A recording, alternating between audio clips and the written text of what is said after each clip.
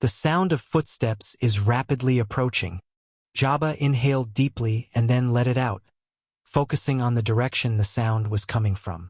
Most parts of planet Greenland are covered with soaring trees, so long-range vision is almost non-existent most of the time. So all the soldiers participating in the war adapted to using their other senses more efficiently in the past 4 years. Sounds of frightened birds.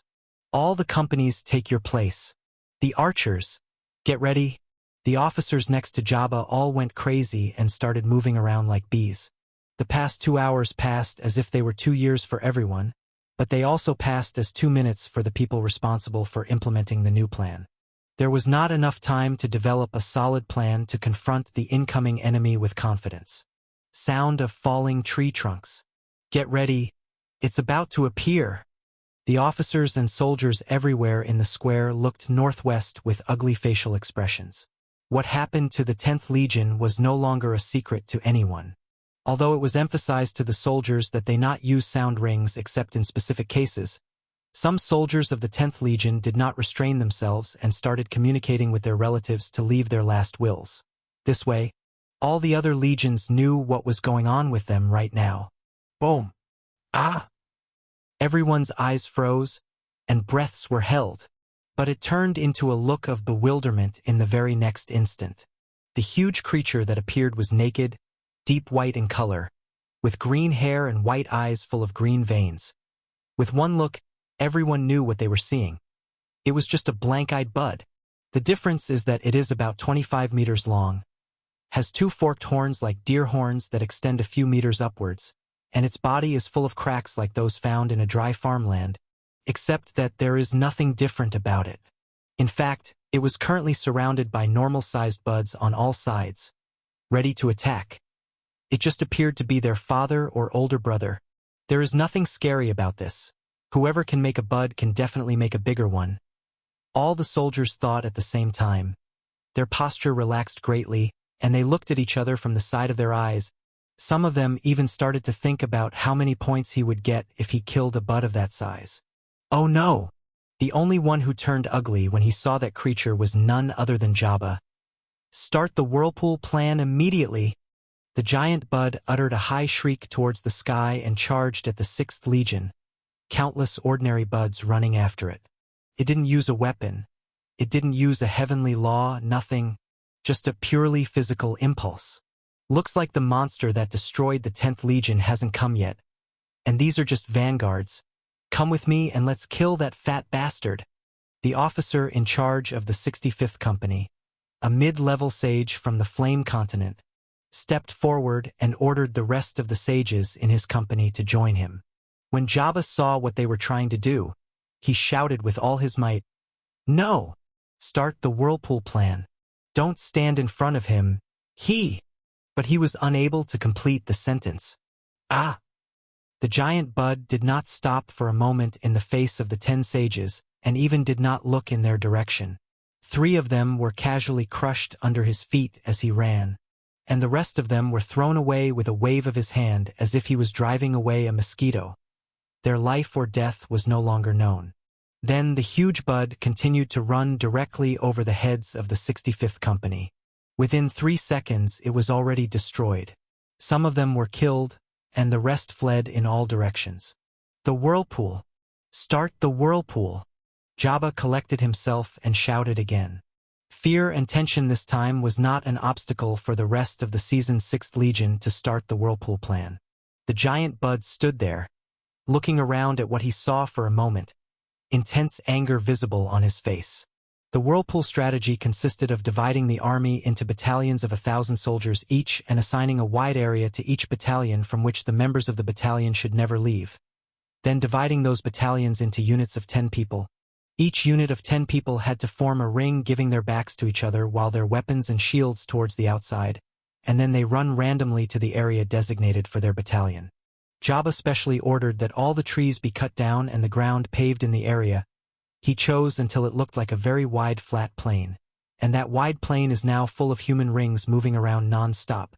The army of buds that came with the huge bud stormed the plain and quickly filled the spaces between the soldiers' rings. But soon green blood and white heads flew everywhere, as the moving rings of soldiers were moving like a saw, killing anything that got in their way. Now the battlefield from the point of view of the giant bud is that of a bunch of ants spread everywhere, moving in destructive chaos, so the plan of just rushing in and trying to disperse them and then hunt them down no longer exists. At the same time, those random ants are killing the army of buds much faster than if it was a normal battle formation. At that moment, the giant bud raised both of its arms to his shoulder level. A huge number of roots began to come out of the ground randomly and attack the human rings fiercely.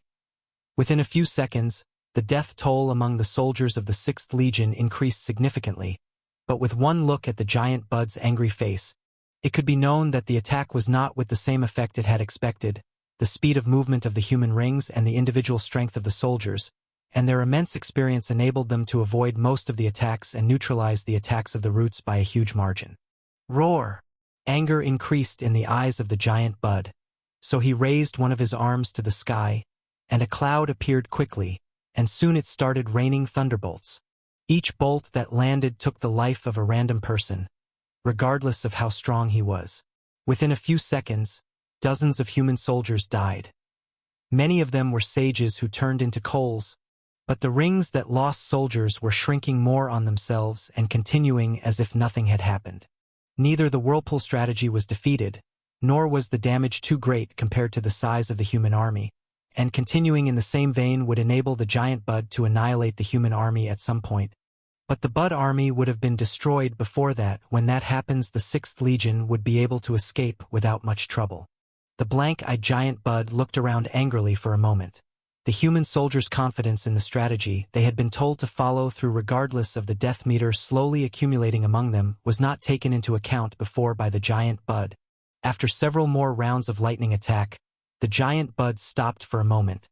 Then he let out a loud shriek towards the sky, after which he raised both his hands as the clouds began to gather even more densely. Within less than a minute, the sunny plain turned into a pitch-black night, and from time to time, thunder sound was heard in the clouds.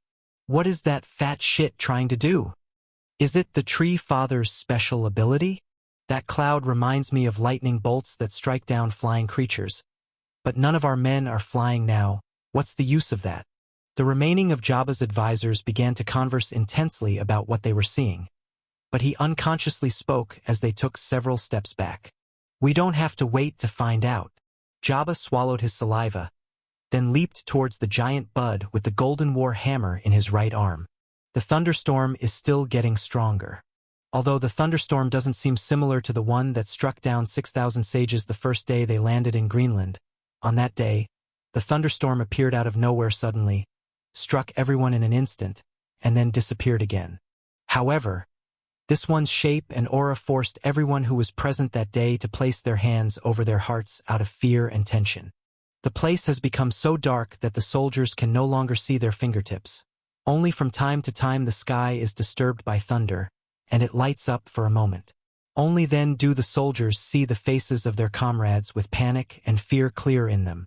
Even though the whirlpool strategy did not stop and all the soldiers were still moving in their designated circles, killing anything that approached them, the number of soldiers visibly decreased every time the sky lit up. In a few minutes, thousands of soldiers had already fallen from the side of the 6th Legion. The lack of vision and the oppressive aura above their heads made the soldiers lose the courage to fight as they used to. At the same time, the buds seemed as if their strength had multiplied several folds. Even the buds who were still conscious joined in the fight like the blank-eyed ones. They were battling like they didn't want to live anymore. Red blood and green blood mixed on the ground into a painting that could only be described as hell, and that painting was still expanding. Rumble, rumble, rumble. Watch out! Something is coming! One of the battalion's commanders shouted. The thunder filling the cloud above them became so intense that the sky began to light up completely again, but not in sunshine, this time in pale white. The giant bud let out one last loud roar, then slowly began to lower its hands. Ah, look up! The mouths of hundreds of thousands of soldiers fell when they saw the scene that looked like the end of the world. Some of them even stopped in place, allowing the buds to run amok among their units. But for them, death at the hands of the buds now in waiting is not that different after all. As the giant bud's hand descended slowly, the thundercloud also started to descend toward the ground. Some of the soldiers at the knighthood realm started to suffocate and fall, and even the veterans of the saint or sage realms felt the pressure growing exponentially the closer the thunderstorm got to the ground. If they stood their ground just bussing themselves with killing the buds, then they would undoubtedly be dead even before the cloud touched the ground. I will not allow it. Jabba finally cut the distance between him and the giant bud, jumped from behind him while holding a golden war hammer in both hands, then lowered it with all his might on the back of the giant's head. The giant bud growled in pain and took 2 steps forward, crunching before it managed to pin its foot on the ground again. But it paid no attention to Jabba after the first glance, and returned to focus on slowly lowering its hands and pulling the thunderstorm down. What are you doing, you fat bastard? I am your opponent. Jabba landed in front of the giant bud this time and cried out in despair before raising his hammer and slamming the giant bud's foot this time. The bud shrieked in pain and lifted his foot off the ground for a moment, but it quickly fixed it in place and focused on lowering his hands again. Then he signaled to a few sage-level buds nearby, and they started attacking Jabba at once. Damn it! Jabba raised the hammer again and waved at the incoming buds carelessly, and a gravitational wave threw them away. Then he came back to focus his hammer on one of the toes of the giant bud and crushed it completely, but with the same reaction. The giant screamed heartily for a moment and then went back to what he was doing, leaving Jabba in panic. The number of knights who were unconscious due to the thunderstorm's oppressive aura increased terribly, and anyone who fell outside their unit, even for a moment, would have no fate other than death. The number of dead in the 6th Legion just at this moment had already surpassed all of their previous battles combined. Not knowing what to do, Jabba raised his voice and looked at the giant while still bushing away any bud that came near. Hey, you fat bastard, even mortal buds can speak, so I know you can understand me. Listen, I know what you're doing. Treefather Hoffenheim's special ability is to create a thunderstorm and stick down the flying creatures, but you try to circumvent that ability by dragging the storm near the ground and killing everyone in one blow indirectly. But do you think I will allow this to happen? You are now completely at my mercy, and all your followers will not be able to stop me from destroying your body piece by piece. I challenge you. Leave what you are doing and fight me man to man. The giant looked down into Jabba's eyes directly for the first time since its appearance, as if he had finally acknowledged his existence, but he contented himself with putting a cruel smile on his face for a few moments, then returned to focus on what it was doing again. In fact, this opportunity is enormous. Whether his guess is correct or not, it remains the fact that the giant bud, for some reason, is trying to focus entirely on the thunderstorm. Suppose he continues to attack the giant bud like this. In that case, he will give the giant bud severe damage, and in the best-case scenario, he might even be able to fatally strike and defeat him, but by that time, the thunderstorm will have reached a deadly distance from the ground, and the giant bud clearly knows this. What is the point of severely injuring the giant bud if the whole legion, including Jabba, were to be exterminated as a price for that? This is the legion that his master entrusted him with. These are the men he fought alongside for 4 years. These are his comrades who trusted in his abilities as a leader and remained to hold their positions in front of that giant killing machine without any of them trying to escape. Why were they doing this if not for trusting him? How can he give them up for a chance to injure a monster? Ah! He let out a loud shriek, then hit the ground with his golden hammer. Boom! Everything around him, including a few bud sages, turned to dust. Then, he looked at the giant bud with eyes filled with anger. You think you are so powerful because you have the strength of an emperor? Jabba's body at that moment started to burn with a dark red flame. The flames got wider and higher, burning everything in sight, burning away even the dust around him. Hiya! Jabba shouted a cry that shivered hearts as he looked towards the sky. Finally, Jabba returned to look at the giant bud as his veins began to appear and twitch on his entire body. His face, which was dominated by light blue color, turned into dark blood color similar to that of the demons, and even his eyes turned deep red as if the arteries exploded inside them. I will show you the strength of an emperor. Jabba opened his arms wide and then closed in a light motion. The soldiers of the 6th Legion stopped in their places for the first time since they started the Whirlpool strategy, still raising their weapons and shields in a weird stature as if time had stopped. Even the buds who were fighting as if they did not care about their lives seemed as if their energy had run out, so they remained in their places.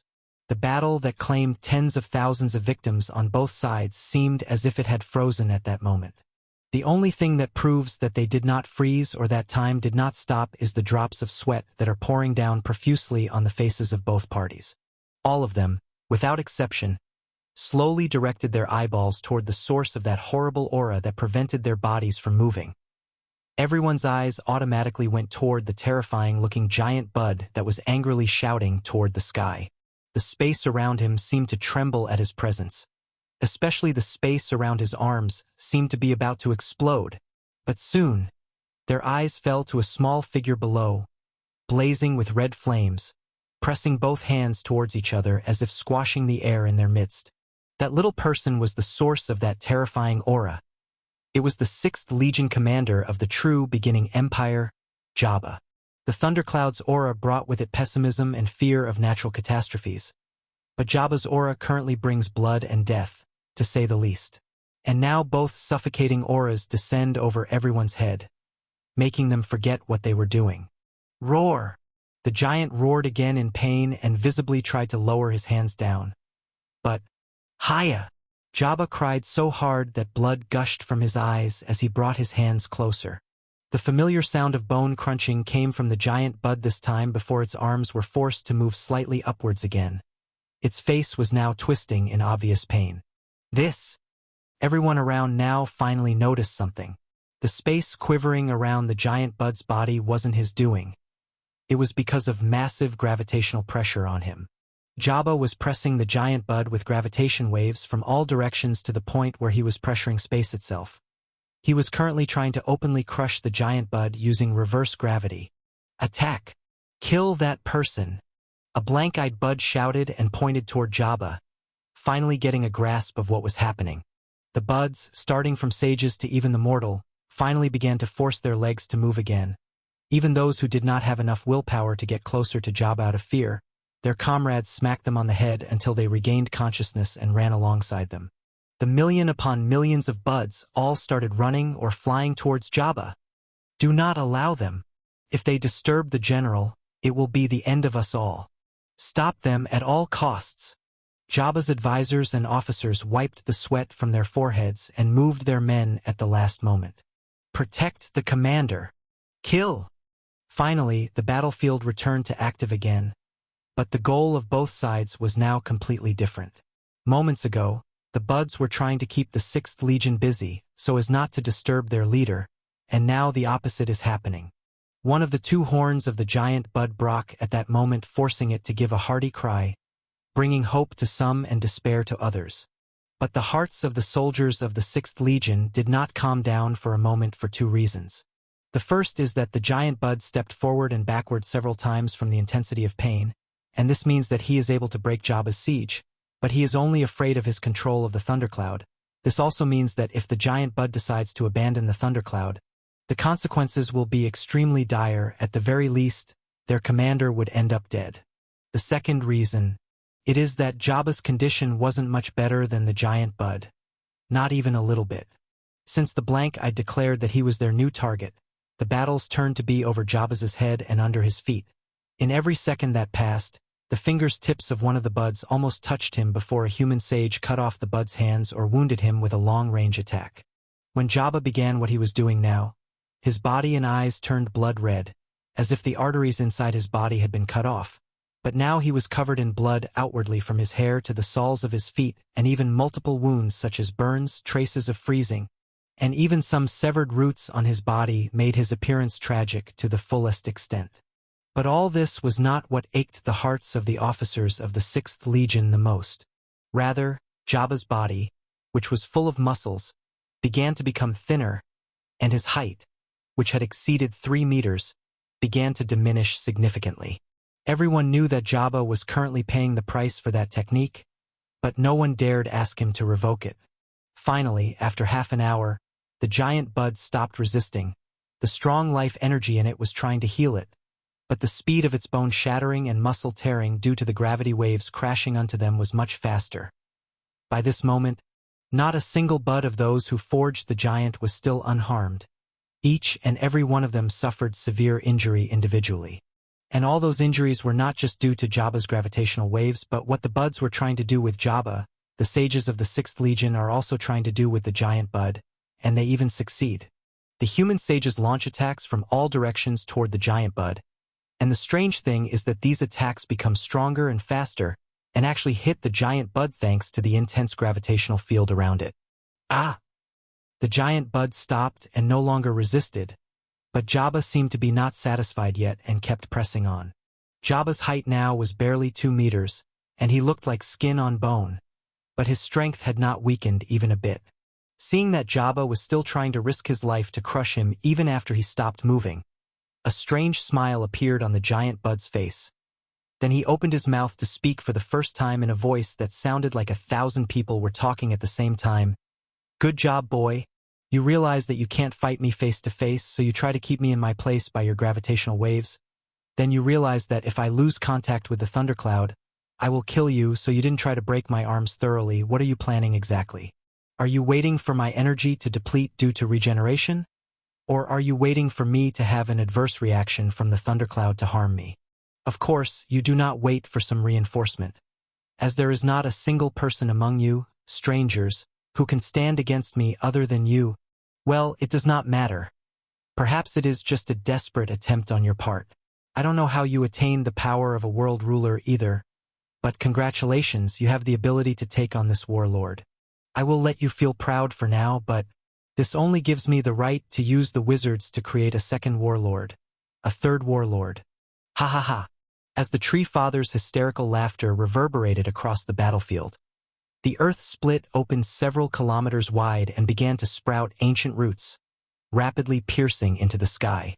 The strange and terrifying sight at the same time forced everyone, whether human or buds, to look at the giant roots in panic. Only Jabba remained focused on dealing as much damage to the giant bud's body as fast as he could. The giant bud again looked down and spoke in his strange voice. Are you still trying? What are you trying to achieve exactly? It is clear that you will die in a few minutes anyway if I ignore you and stand still. Don't you realize yet? You are dead. Every one of your companions will be dead. And even the world you came from will become a pile of bones and blood on my hands. You lot messed with the wrong person.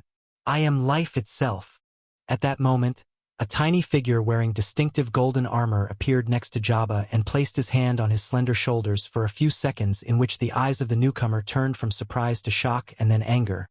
But he restrained himself and patted Jabba several times gently. It's all right. You did a good job. You can rest now and leave the rest to your master. Then Robin looked up into the eyes of the huge bud directly with eyes that lit up with a golden glow. But hatred and anger could easily be seen within them. Hoffenheim. I wanted to subdue you and show you the real world, but forget it. I don't want you anymore. I will turn you into a dead bush for the dogs to piss on. Jabba, everything will be okay now. Just relax and have some rest. Okay? Robin returned to look at his student with a smile that showed some satisfaction.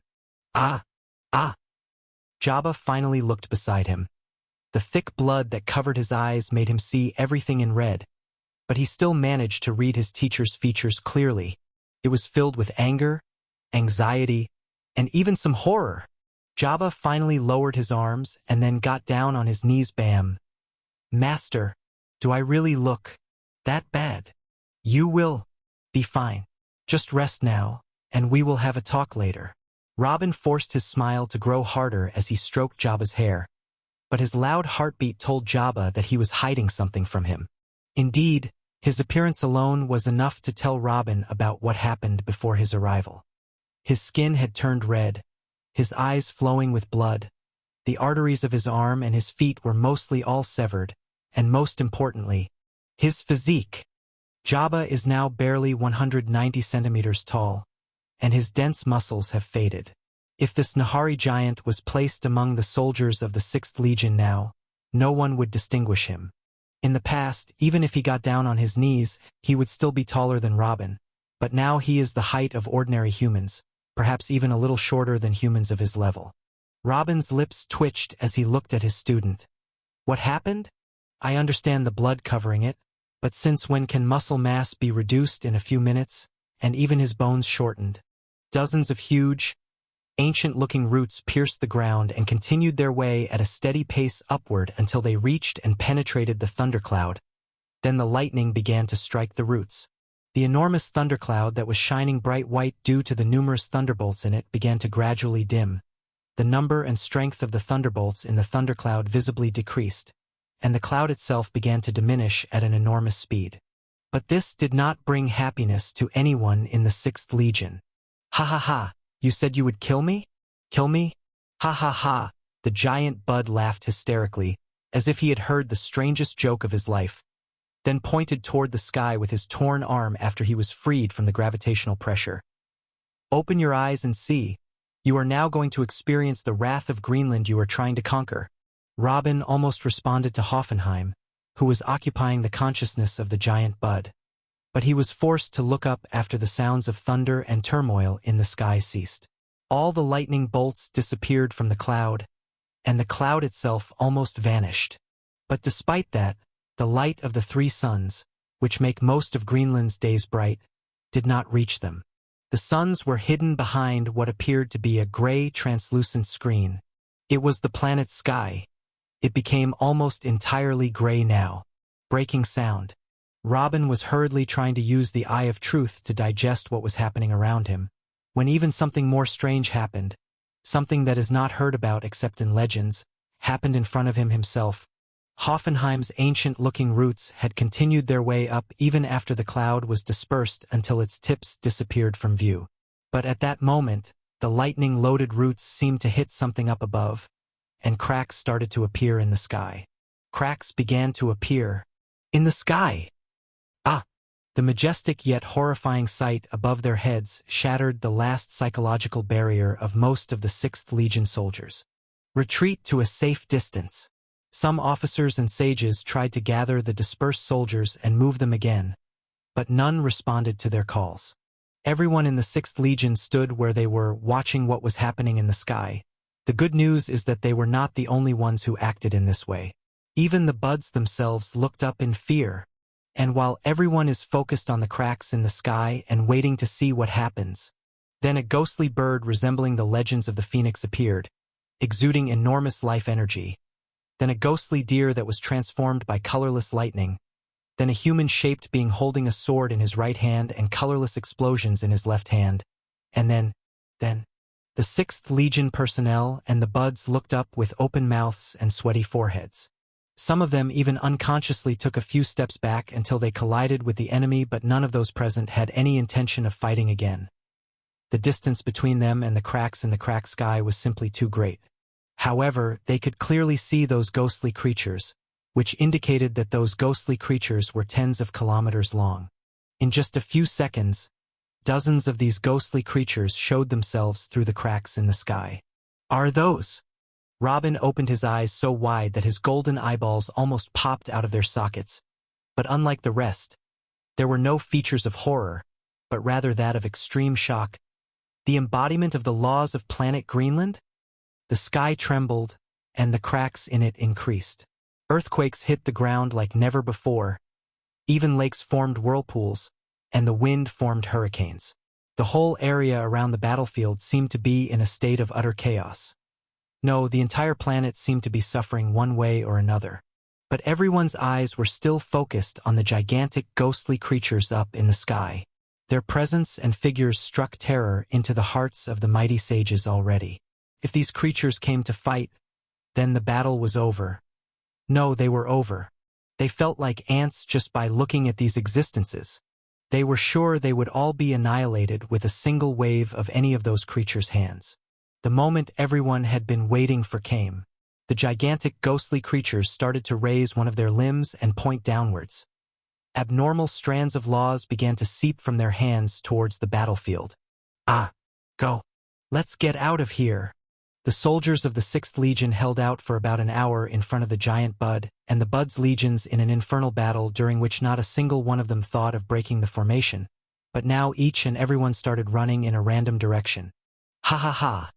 Do you realize how small you are now that you stand in the presence of the wizards of Greenland? There is no escape for you today. The giant bud laughed hysterically and struck the ground with its feet. A wall of ancient roots shot out in an instant and surrounded the battlefield, then rapidly rose up until it was difficult for even sages to fly above. Ha ha ha! Yes, yes! This world shall be mine. Mine! The giant bud now doesn't look much worse than when it first appeared. All the heavy injuries that Jabba suffered to inflict on him are mostly healed. No! Leave me! Please leave me alone! Please, no! I don't want to end up like them. Ah! At that moment, while the members of the 6th Legion were busy trying to dig up the roots to escape, they heard desperate cries, screams in the language of the Greenlanders. When they all looked behind them, they saw a strange sight. All the Lostrands sent down by the gigantic ghostly creatures or the wizards were concentrated in 5 adjacent cores in the center of the battlefield, each of these cores forming what looked like octopus tentacles and starting to pull the high-level buds towards them. These cores were attacking the buds and not the soldiers. Whenever a bud approaches a sufficient distance, his consciousness disappears from his eyes entirely, and it stops screaming before it is thrown like a piece of garbage by the tentacles toward the core. The remaining buds all fell into a state of panic and joined the soldiers of the 6th Legion in trying to find a solution to escape from the Ancient Roots prison. The strange, chaotic situation left the minds of the soldiers of the 6th Legion unable to comprehend what was happening. That short battle that started just about an hour ago had so many turning points that they could tell stories about it for several generations to come. But the shocks did not stop there. At that moment, a voice shook the entire area. Hoffenheim, you dare? You are harming what you have sought all your life to obtain. The giant bud looked up with a crazed smile. Why don't I dare? Didn't you see that they were about to kill my first warlord? Isn't it normal for me to make another one? Another voice resounded in the sky. Stop this foolishness now. The warlords are indestructible, and you know it. If you just stood there quietly, that vile creature would lose his strength, then you would have been able to trample on him easily. Are you really going to use this nonsense as an excuse to make 5 more warlords? You have already halted the refinement process for thousands of years by creating your first warlord. But you want to multiply that period 5 times? No, you're going to cause permanent damage to our world like this. You're insane. Humph, you should have agreed to send help from the beginning. You didn't want help, and now you're stopping me from helping myself? Do you think I'll wear myself out in this war and then come and finish me off? Damn you all. I don't need you anymore. I can protect myself by myself. A third voice appeared, this one trying to pretend to be a little calmer.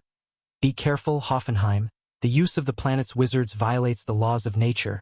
It causes damage to the laws of the world and thus damages the soul of the world. Wasn't it enough for you to make 1 warlord? Damaging the world's soul is a clear breach of all that we stand for. If you don't stop making the 5 new warlords immediately, you will make us all your enemies. Ah, taking me as an enemy? Ha ha ha. I am the one who will come after you. I want to see how you will stand up to my 6 warlords. The giant bud on which Hoffenheim flies opened his hands wide and laughed loudly.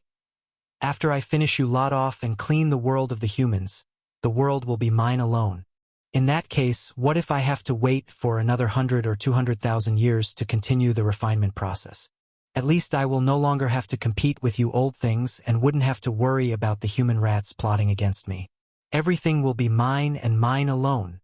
Hoffenheim, you stupid scum. This can't be something you came up with during this war. Is that what you were planning all along? Do you think the world spirit will forgive you after killing every intelligent creature? Didn't you remember how we were punished for what we did to the Treant race? The world spirit would undoubtedly kill you for it. And what would you do in the refinement process if you were to do it alone? We've been helping each other to refine the world spirit for 200,000 years, yet we haven't reached a quarter of the way till today, and now you've sacrificed all your accomplishments in the refinement process in order to summon the wizard's effect and create more warlords. You think you can start over by yourself? There is no fish on a cutting board. You will not be able to defeat our combined armies, even if you have 6 warlords. Immortality in this world. You will die before you get to anything. A new voice yelled forcefully, though it was trying to hide. Anxiety and anger were evident in its voice.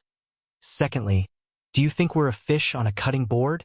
You will not be able to defeat our combined armies, even if you have 6 warlords. Humph, you dare threaten me with the world spirit? Even if I kill you all, there is no way that the spirit would punish me by killing the last intelligent organism in the world. It may just give me several tribulations to vent its anger and then start trying to produce another intelligent race, but we will see if it succeeds while I am here.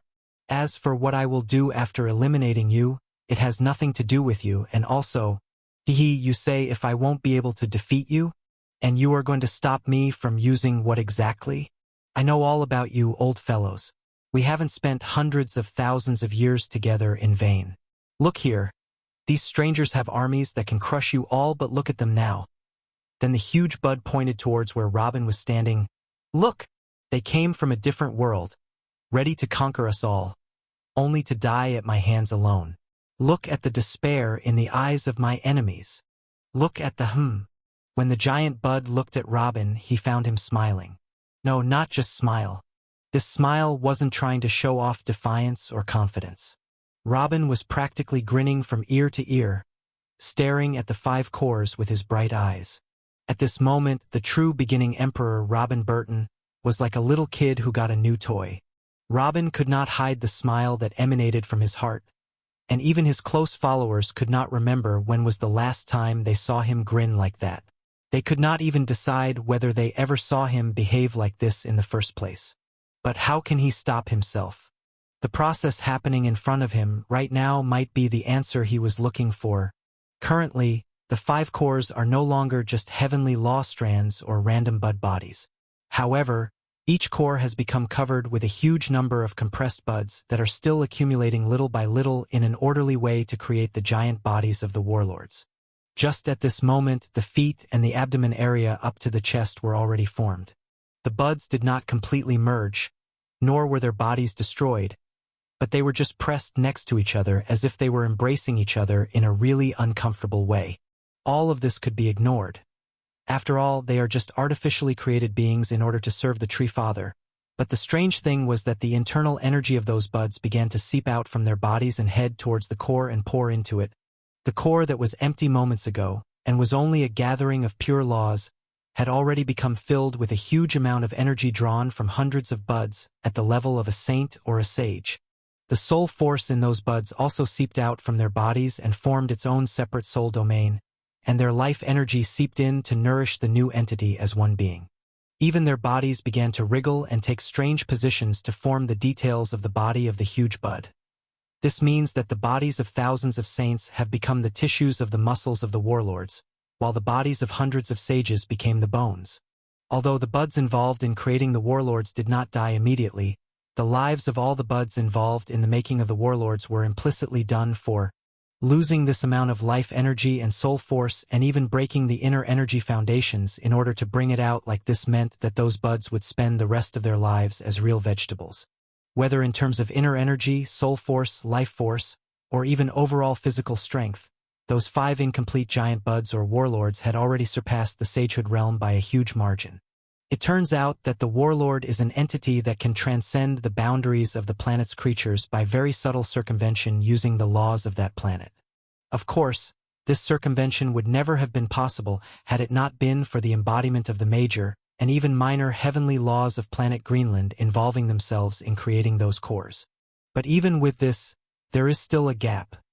How can the planet's laws do such a thing? Sacrificing a huge number of living beings to create one powerful being is demonic to say the least.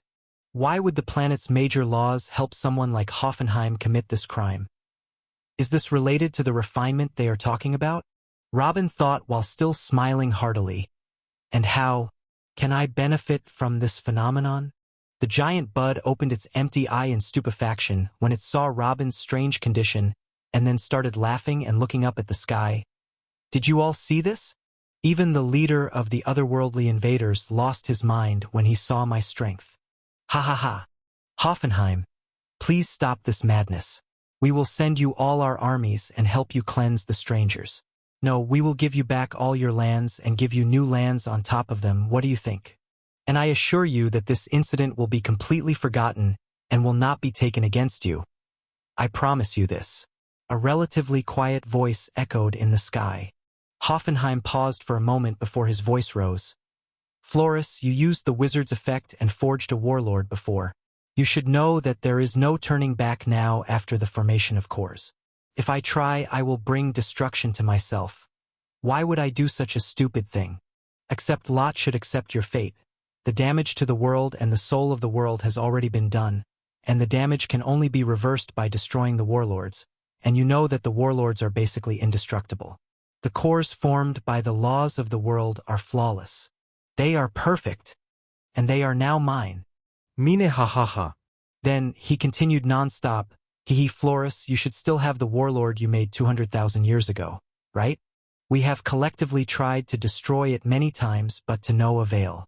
It doesn't matter now. Prepare your warlord, buddy. It might help you stop me for a bit when I get to you. Sigh. You crazy bastard. Do you think you're the only one who can make warlords? Humph. Do you think I ordered 5 cores randomly? I calculated what the world's soul can handle currently and consumed it entirely. It is impossible to create another warlord for at least 50,000 years. By then, there will only be me on the back of this world. Arg! What is the secret of your smugness? We all had the same choice, but no one chose it. What is the point of destroying the planet and wasting all our labor in refining the planet's soul? Even if your plan succeeds, you are doomed to die before you become the world lord, Hoffenheim. You will spend the rest of your life regretting your foolish decision today. An angry voice shook the sky. Hee, you are just angry because you all wanted to make the same move but were afraid of the consequences. It's not my fault that you were cowards and lost the game to me in the end. Ha ha ha. Oh, looks like the wait is over. At that moment, the enormous tentacles disappeared, and the earthquakes and turmoil in the planet subsided somewhat. All eyes focused on 5 huge creatures standing motionless in the middle of the battlefield. 5 roots shot out from the ground and rose up to the neck of the 5 warlords from behind and touched it for a moment before the 5 warlords opened their eyes, and they all started laughing in the same voice. Hoffenheim's voice.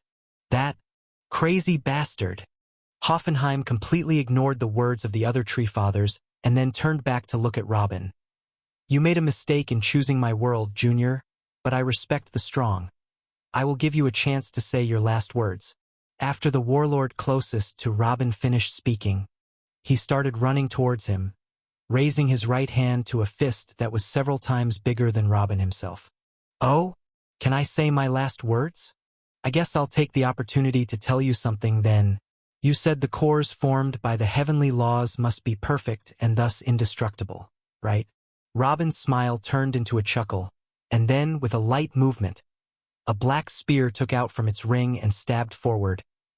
Buddy, there is no perfection in this universe. Under everyone's eyes, one of the warlords started running towards Robin, raising his arm to punch with a few short lightning bolts. He could also be seen moving between the fingers of his fist like small snakes ready to destroy their emperor and maybe destroy everyone present with this one attack. On the opposite side, they also saw Robin standing in an offensive position, raising his black spear in a straight manner with both hands, ready to stab whatever came his way. The whole scene was very strange. It looked as if a strong-bodied human being was running to attack a mouse holding a toothpick. But at that moment, the scene completely froze for all humans and buds. Boom! The warlord's arm exploded into hundreds of pieces. Everything happened very quickly. It was as if time had stopped. There was no exaggerated technique like that thundercloud or bloody aura like the one Jabba had released. Robin only stabbed forward with his spear when the warlord was only a few meters away, and in the next moment the warlord lost one of his arms. The warlord was still thrusting forward with force, the only difference being that he no longer had an arm. He didn't feel like a strong attack landed on him or even any pain. The energy attack from Robin's spear seemed like it had pressed a button in his arm, canceling out the power that was controlling the buds and keeping them in place. Stunned by what had happened a moment ago, the warlord was still dashing forward without finding time to slow down, make a sound, or even change his countenance. Everything just happened too fast. When his eyelids were still barely opening to express his shock, his eyes caught the sight of Robin returning the spear backward and retaking his attacking stance. then striking his front foot hard and pouncing towards him. Robin's insane speed in attacking and preparing for the next attack before anyone even realized what had happened made the warlord think for a split second that time seemed to be slower for him than it was for Robin somehow. Ah! The warlord shouted in his head when he discovered Robin's target. This time, he was aiming for the stomach area. It was where the core of the laws created by the wizards resided. The warlord barely managed to force his left arm to move to block Robin's path before he reached the core. But it seemed as if the arm of the warlord was moving in slow motion. Robin passed by it as if it were stopped in mid-air, then continued forward until it reached an appropriate distance and stabbed. Boom! At that moment, the movement finally returned to everyone's eyes again. Moments ago, the warlord was running towards Robin and seemed the black spear, deeply embedded in the warlord's stomach area, to be about to crush him, but now the warlord's right arm exploded and turned into hundreds of Bud corpses that started hitting the ground, while they found Robin standing on his black spear with his hands crossed in front of his chest, with the head of the black spear deeply embedded in the warlord's stomach area. Ah! Upon seeing this scene, all the members of the 6th Legion and the Bud's army opened their mouths, and some of them took a few steps back automatically. The transition from one scene to the next was very fast. They felt as if time was cut off at that moment or that they were sleeping with their eyes open and did not see what happened. That spear strike, the warlord uttered in Hoffenheim's voice. But this time, the tone of the voice did not carry any arrogance, megalomania, or even an iota of self-confidence like it was a few seconds ago. It was only filled with shock and sheer terror. Crack. In the next instant, the warlord's eye completely lost life, and his huge body began to stagger. The cracks along his body quickly began to grow and expand until he lost his coherence and began to collapse. Quickly, the warlord that destroyed the 10th Legion in a matter of a few minutes and was terrorizing the 6th Legion collapsed like a house without pillars, quickly turning into a pile of dead Buds. Silence. The arena containing hundreds of thousands of human soldiers, millions of Buds, and even 5 other warlords sounded like a deserted cemetery now. At that moment, no one dared to breathe out loud. With a light movement of his hand, Robin removed all the dirt from the fallen Bud corpses and then stabbed his spear into the ground and leaned on it as he looked towards the remaining 5 warlords. A sly smile appeared on his thin face. See, Hoofy? I told you nothing is perfect. As long as you have a good pair of eyes, you can see a few holes here or there, hee. No. No, it's impossible. Impossible. The 5 warlords started to shout at the same time as if Hoffenheim had forgotten to choose one of them to speak through. The heavenly laws themselves made these cores. It is the definition of perfection. If the heavenly laws are not perfect, then what could it be? What kind of evil have you done just now? Leaning on his spear, Robin raised his other shoulder with innocence. Are you saying that I'm a liar? Come on, Hoffi. That hurts my feelings. Didn't you see what happened yourself? And you still have the guts to say it's evil? If I'm that evil one here, what should we call what you are doing to the planet? Listen, Hoffi, you and the rest of the 6 eavesdroppers up there, those wizards of yours, are just the embodiment of the laws that you, as inhabitants of the planet, have explored to this day. Some of them have reached the 4th stage, some of them are still in the 3rd stage, and there are even a few that are still in the 1st stage. How can a cluster of these different stages of different laws be perfect? Then he continued as if giving a lecture. Let's suppose all the laws used were of the 4th stage, so what? If they are perfect, as you say, then what about the 5th or 6th stage? The fact that there are higher degrees of the law means that it is still subject to improvement, and what is amenable to improvement by definition is not perfect. And anything imperfect in front of my eyes is simply a sandbag waiting to be stabbed. Do you understand now, Hoffi? Maybe if there were a real martial emperor here relying on real strength, then you would force me to take some of my men and run, but relying on pure laws to play with me wasn't a smart move in front of me. I'm simply your natural enemy. Your eyes? Your eyes, your eyes. The features of the 5 warlords gradually turned from shock to pure anger, and their already cracked faces contorted as they looked at Robin's golden-capped eyes. The 5 warlords quickly charged toward Robin simultaneously with crazed looks. Robin remained standing in his place, leaning on his spear, motionless, observing the movements of the 5 warlords as if the matter did not involve him. 2 of them started running towards him after leaving a distance between each other, as if they wanted to close all avenues of escape for Robin. The 3rd rushed towards the 6th Corps General, Jabba, who was looking towards the sky with bloodshot eyes as if he was no longer in this world. As for the 4th warlord, he jumped towards the largest gathering of human soldiers, while the 5th remained standing in his place. Humph! Robin gave a short sneering laugh and pulled the spear out of the ground.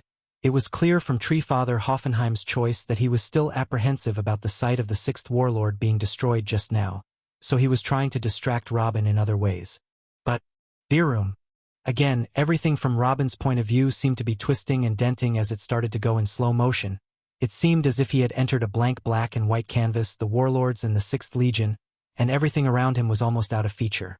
However, using the Eye of Truth, he was able to accurately detect where everything was, and then leaped forward. But the strange thing is that instead of Robin trying to aim his spear at the 2 warlords coming towards him, he started running towards the giant heading towards Jabba. The giant was too close to Jabba, and if he was left to move at the same pace, he would reach him and kill him or take him as a prisoner before Robin finished with the 2 warlords in front of him.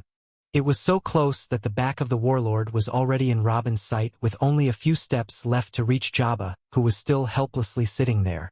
Robin at this moment was running normally, but his footsteps seemed to fold the space beneath them. Every time he raised his foot to take a step, it was evident that he had taken 100 steps.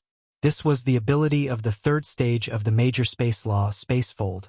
The 3rd stage of the Major Space Law granted Robin more than just making his spear extremely fast. It gave him the ability to fold the space around him to shorten the distance he had to travel to reach his target. The process can be described as when he is advancing towards his target. His target is also advancing towards him. In this way, the distance that must be covered normally by 100 steps can be covered by Robin in 2 or 3 steps. This ability gives the impression to others that Robin is teleporting. But at the same time, it puts tremendous pressure on the user's body, which is practically tampering with one of the highest heavenly laws, so it cannot be used all the time, and his freedom of movement is greatly restricted while activating this ability, as it completely reshapes space on the user's viewpoint. If he does not realize well where he will appear after every step he takes, he may find himself with a sword piercing his heart or falling into a volcano. Robin raised his spear in a stabbing position and concentrated the energy again at the tip of the spear to prepare to strike at the focus of the 3rd warlord from behind. But at that moment Robin noticed that the foot of the 3rd warlord was gradually lifted off the ground as he quickly kicked towards him. This is bad, Robin thought when he realized that he would not be able to avoid this huge foot in time as already taken a step forward, and if I did touch him it would definitely grind his bones. So he quickly changed the stabbing position that he had already taken, then raised his spear up and then lowered it hard as if he was cutting down with a sword. Before the dark metallic spear's body slammed into the warlord's feet, strong repulsive gravitational waves started to be released. Then with a PAM the contact happened. The repulsive gravitational waves weren't as strong as those shown by Jabba in his battle just before and weren't even able to slow down the giant's foot before approaching. But that wasn't what was intended from the start. As the warlord's feet reached a certain distance from the black spear, the gravitational waves of the black spear were like an invisible barrier between the foot and Robin. The direct contact between the warlord's foot and the repulsive gravitational barrier caused Robin to fly backward like a missile. When Robin saw that the 3rd warlord had stopped in order to deliver that back blow and was no longer advancing toward Jabba, he stopped looking in his direction and focused his attention on the direction he was being thrown towards. He was heading towards the 4th warlord who wanted to attack the 6th Legion soldiers. Robin smiled ruthlessly and then adjusted his posture in mid-air, stabbing towards its core. The 4th warlord quickly raised its left arm to cover the stomach area and easily counteracted Robin's attack, then raised his other hand and a thunderbolt came out and headed towards Robin, who was still flying towards him. Damn it! Robin cursed in his head. The incoming attack was an extremely fast stage for lightning strike. If not for Spacefold decreasing its speed, it would have easily turned him into steamed meat. Once again, Robin used the gravitational expulsion technique to force his body to barely move a few centimeters so that he could barely dodge the thunderbolt, then stabbed the spear toward the 4th warlord's unprotected waist. Boom! Holy shit! What happened? Everyone, whether they were humans or buds, suddenly found that everything in front of them had completely changed. The true beginning Emperor Robin Burton was not standing in his original spot. Not one at the 6th Legion nor the remaining high-level buds knew what happened. From their point of view, Robin was leaning on his spear, and the next moment he was not there. The 4 warlords also no longer attacked in more than one direction like crazed beasts. They all stopped their positions in strange postures as they all looked in one direction with extreme anger, with even one of them roaring in pain in the ground. Long live His Excellency! Long live the true beginning empire! Long live His Excellency! Long live the true beginning empire! Hundreds of thousands of soldiers of the 6th Legion began to cheer with pride. They finally found him, in the direction where the 5 warlords were looking. Robin was leaning on his spear, panting, right next to the warlord who was lying on the ground without his 2 legs, and around him a huge number of high-level buds' corpses. His Excellency has made a move again. He stopped the warlords and even crippled one of them. Long live His Excellency! Long live the true. Suddenly the cheers began to subside a bit, especially among those at the upper echelons of the Legion. The pride they felt quickly turned to anxiety. As of this moment, His Excellency was spitting blood. Robin gasped loudly for a bit of air. But even that was interrupted by a vomit of a mouthful of blood. Shit! Robin looked around at the 5 warlords while leaning on his spear. His attack just before was intended to hunt down at least 2 or 3 cores, but the result was only to cripple one of the 5 warlords. Compared to that result, his internal injuries were much worse. It may not seem like it, but the ability of the 3rd stage of Space Law is extremely limited by nature, as it focuses on giving tremendous speed to the user by manipulating the space around him for a very short period of time. Even a split second might be too much. Theoretically, the user can only activate this ability to move from point A to point B, which he previously determined before activating the ability. The period during which the ability remains active does not give the user any room to make an offensive movement while activating the ability. It doesn't even give him the opportunity to change his course after activating it. Everything ends in a blink of an eye. When will the user get a chance to do anything? But Robin is different.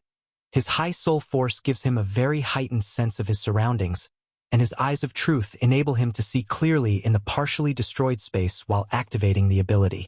There are other factors too, such as his strong body thanks to his 3rd stage body strengthening divine tattoo, which enables him to endure space distortion for a longer period, and his weapon that is made entirely of materials infused with the element of space that helps him move and attack more freely. This was not normal. What Robin is using the Spacefold ability for is nothing like what it should be doing. He took an ability extremely limited to make it a whole new offensive technique capable of challenging martial emperors while he himself was still a peak saint. What Robin can do using the Spacefold ability is something unique and a miracle by all accounts in the eyes of anyone who has taken the path of space before, but that miracle did not come without a price. Moving like this inside a distorted space has its consequences. If it were not for his strong body, what he is vomiting now would be his inner bowels, not just blood. So this is the power of an emperor. Theoretically, Robin's attacks cannot be stopped. If those blows were directed at Alexander, for example, or Jabba, he would have hit his target every time, but the strength and speed of the 5 warlords were simply too much. Although his use of the space folding ability in this way made his movement speed significantly slower, the speed of the warlords was still insane. In critical situations, their speed could be compared to the speed of someone using the 3rd degree of Space Law. Robin thought at first that a few strikes would do the job, but now he fully understood that continuing in this way is dangerous. But what else can he do? What else did he have that could be used against a being with the strength of an emperor? The only thing keeping him from losing his mind now was a comfortable feeling that slightly relieved the squeezing pain in his guts. This was the effect of the 3rd stage Vitality Divine Tattoo, which was beginning to gather energy from the air to transform it into life energy with which to automatically heal Robin's wounds and fatigue. But he noticed that the tattoo's working speed was much slower than it was designed to be. He quickly attributed it to the very low energy level around him. After the 5 warlords consumed all the energy in the area and perhaps the entire planet, the Vitality Divine Tattoo's action was so limited that it could be ignored, so with a simple command, he made the tattoo absorb energy from the energy he kept on his body for an emergency like this. Not bad for a lowly person like you. The warlord spoke at the same time and then began to spread around him again. Treefather Hoffenheim did not know the level of commander of the Outsiders' forces before, but the damage he caused to the warlords alone speaks for itself. Robin caught his breath a few more times and then pulled his spear out from the ground again. Although it had barely passed for a few seconds, it had become much better thanks to the third stage vitality divine tattoo. Then he fixed his eyes on the warlord who had been standing in his place since the fighting began. If I strike him down then he began advancing towards him at a steady pace. He attacked both warlords moments ago from blind spots, and due to the folding of space, they definitely didn't have the ability to sense where he was in time. The only explanation for them blocking him was that warlord standing in the back was only there to watch him. This is natural since Hoffenheim's soul was almost destroyed back then. If he were in his place, he would have concentrated most of his soul force in one of the warlords and left guiding the rest to him as well. And since the soul of the 5 warlords are interconnected, if one of them detected something, the others would know the same thing immediately. When the warlord in the back noticed what Robin was thinking, his countenance changed slightly and pointed toward him and shouted, "Attack! Everyone attack!" The 3 warlords who could still move hit the ground with their feet and disappeared for a moment. All the Bud Saints and Sages also shouted loudly and listened for orders.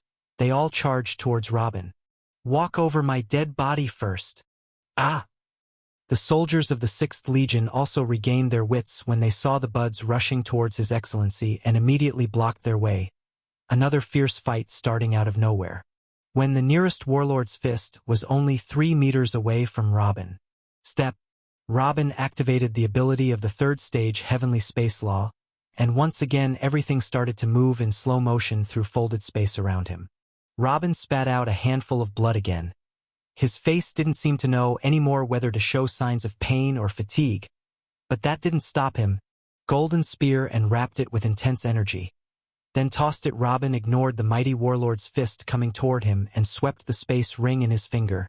Took out a bewitching-looking golden spear and wrapped it with intense energy. Then tossed it with all his might at a certain angle towards the warlord sitting in the back. That throw was not random.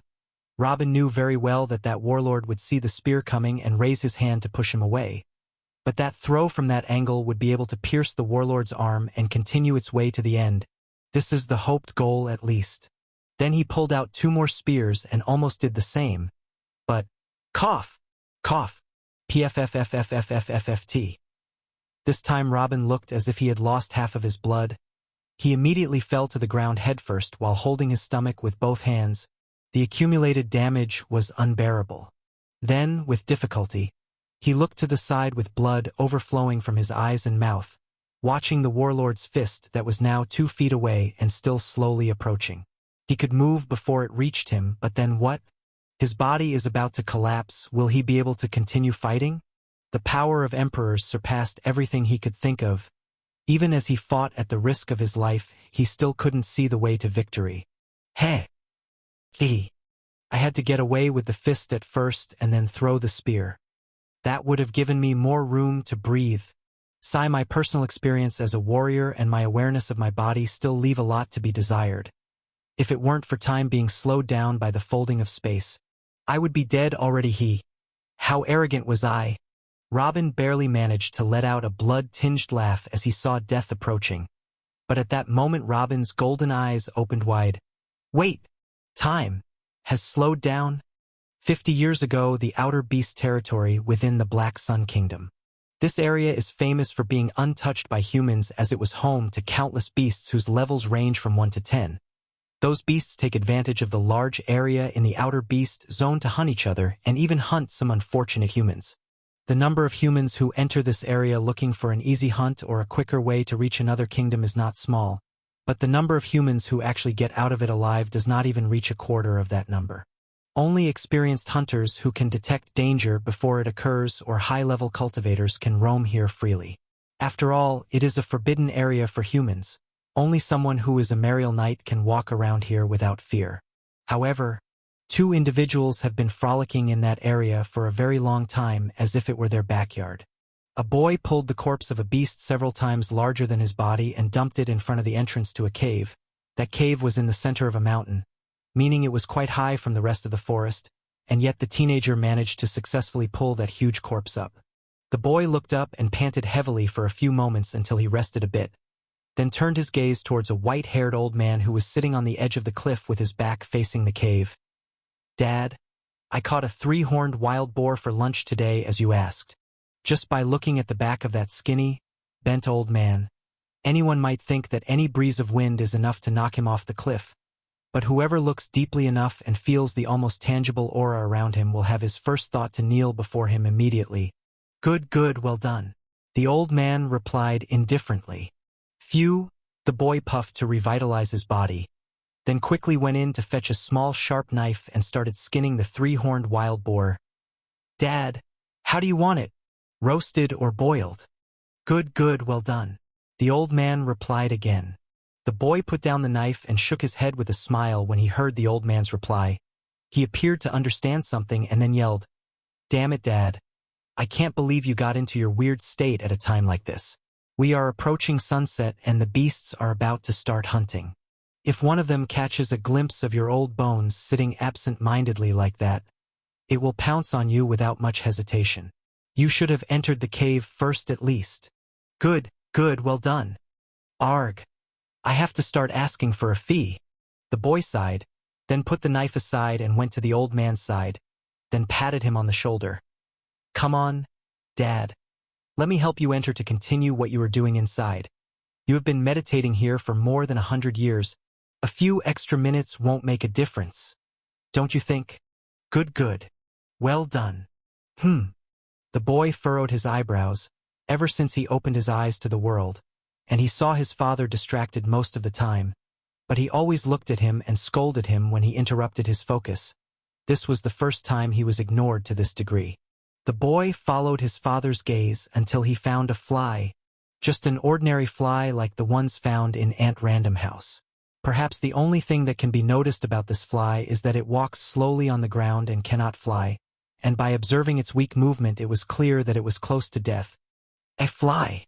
The boy's features turned from curiosity to astonishment, then to pity mixed with some fear. "Sai, why don't you listen to my words and just raise your level? Have you reached the point of observing insects now? It seems that time has begun to have its effect on your mind after what it did to your body. You wouldn't last long like this." "Time. True. I have lived for more than 140 years now. It is normal for me to be old." The old man finally said something different this time and raised his finger to point at the fly.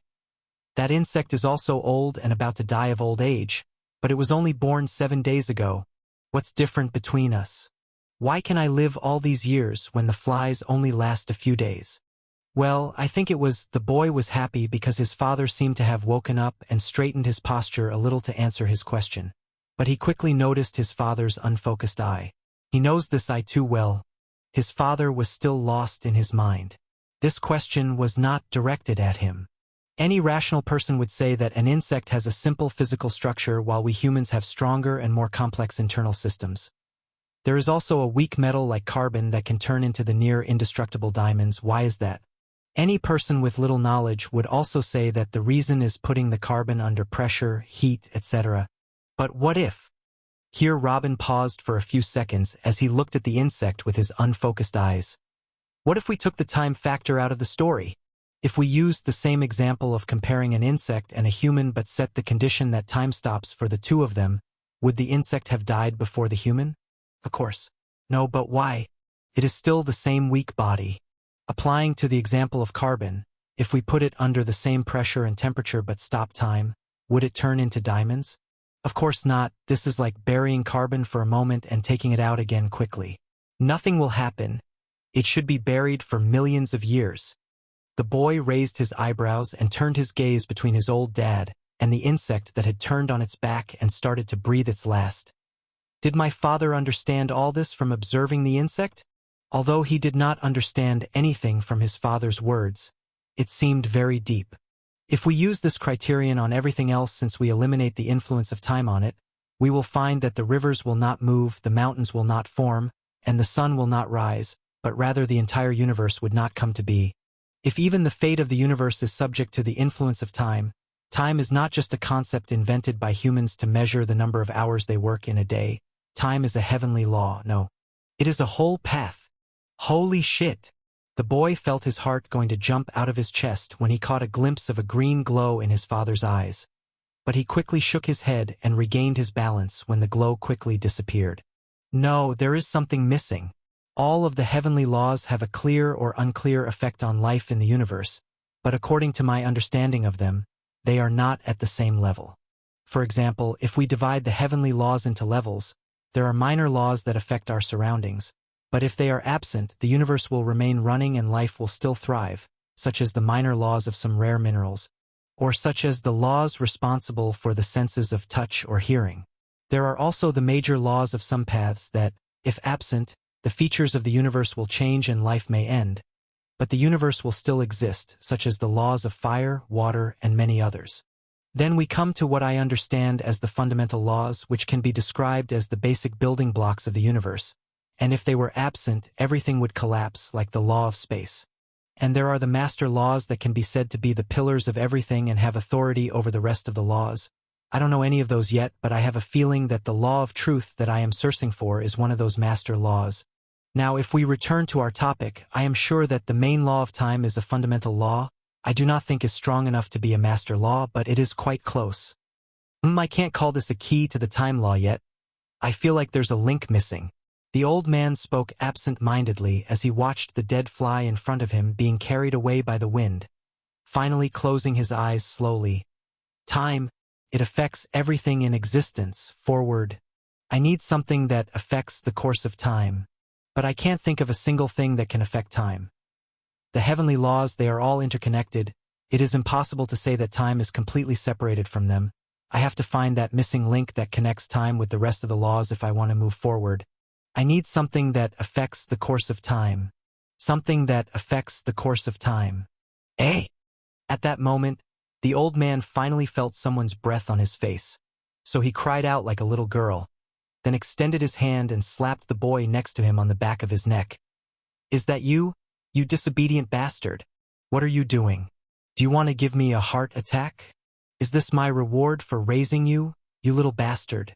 The boy opened his eyes slightly and spoke resentfully as he got up. Tisk, the prestige is lost. Come on, get up. I brought the food. Oh, you got the three-horned wild boar. Is that why you wanted to kill me by giving me a heart attack? So that you could eat it by yourself? I won't allow it. The old man jokingly shouted and threw his small stick at the boy, then smiled and got up and started looking for cooking equipment to help him. The boy chuckled after he managed to dodge the stick easily, then returned to grab his sharp knife again to continue the skinning of the three-horned wild boar. But this time the boy was much slower, and his eyes were completely distracted, thinking about what his old man was saying. Present-day planet Greenland. Space. The only thing that can affect time is space. The only thing that affects time is space. Yes, that's it. How did I not think of something like this before? Space and time seem far from each other and each has its own unique properties. But what was there before the creation of the universe? Theoretically, everything has a beginning, so the universe had a beginning at some point, and since the universe is made of heavenly laws, then before the creation of the universe none of these heavenly laws existed. And since there are no heavenly laws that support the existence of the material substance, then there was nothing. The non-existence of a thing is nothingness, absolute nothingness. And here I am talking about the complete absence of everything, that is, even space itself did not exist at a point. And if there was nothing before the creation of the current universe, then there would not have been a reason for the existence of time law, as time only affects other materials and less. But when the current space was formed and elements began to form within it, such as planets, stars, and living beings, the law of time came to exist. So theoretically, it can be said that time formed as a result of the emergence of space. Robin muttered incessantly, unaware of the changes taking place around him. At this moment, the giant's fist was a few centimeters away from him. If Robin moved his head just a little bit, he might accidentally hit it. But the strange thing is that even its previously slow speed was no longer noticeable now, as if it had slowed down even more. And his eyes, something was going on in his golden eyes. The golden glow began to intensify. After it had been confined to his eyeballs, It now became as if it were an ancient lamp illuminating the area he was looking at. If I follow this line of thoughts about the beginning of the universe, we can push the theory in the opposite direction as well. After the creation of space, the place in which material things are allowed to exist, that space would not have expanded or anything would have been created within it without the passage of time over it. This means in the first moment of the creation of the universe, the laws of time and space were working side by side. Robin continued muttering absent-mindedly, completely ignoring his changing surroundings. No. My idea of space and time and their interconnectedness has been largely completed. I feel that I can now create a technique of even the first stage of the heavenly law of time, but I still feel that there is something missing. Since the beginning of creation, space and time have appeared at the same moment and always worked in connection, even without talking about the beginning of the universe. To this day, if one of the two laws is affected, the other would surely be affected as well. Even when I researched the law of space during my trip to planet Nahari, I now know that I involuntarily used much of my previous research on the law of time to master the first stage of the major heavenly law of space. If they are connected to this degree, then why did I separate them in the first place? Space-time, the inseparable relationship between existence and time, the close connection between the two major heavy laws of space and time, the law that created the appropriate environment for all other laws, the master heavenly law of space-time. What was I thinking in a situation like this? What the hell is going on? At that moment, Robin felt like he had returned to reality, only to find his body lighting up. Robin stood with difficulty as he looked at his hands in amazement and shock, and quickly found that the body had not caught on fire as he thought, but that it glowed with the same golden glow that was emanating from his eyes. The glow was extremely faint yet noticeable as that which emanates from a pearl in the sunlight. Damn it! I'll see about that later. Robin placed one hand on his injured chest and the other hand on the giant's fist so that he would lean on it and not fall. But it seemed as if he realized something at that moment and jumped back and took a fighting stance. Whoa! A while ago, the warlord managed to break through the space-folding ability more than once and nearly killed him. He had to be very careful approaching them.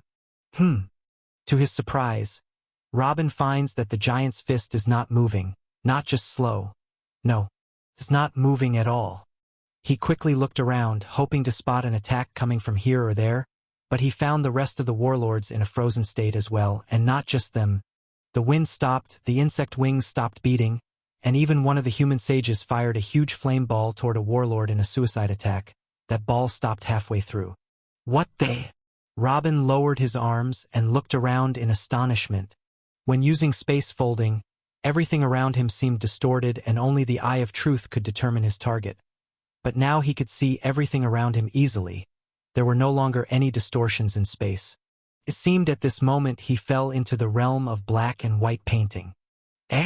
Then he looked at his chest. The pain that was squeezing his chest every passing moment while activating the space folding ability had disappeared. The previous damage was still there. But now he felt that he was doing something normal and that he could stay in this state forever.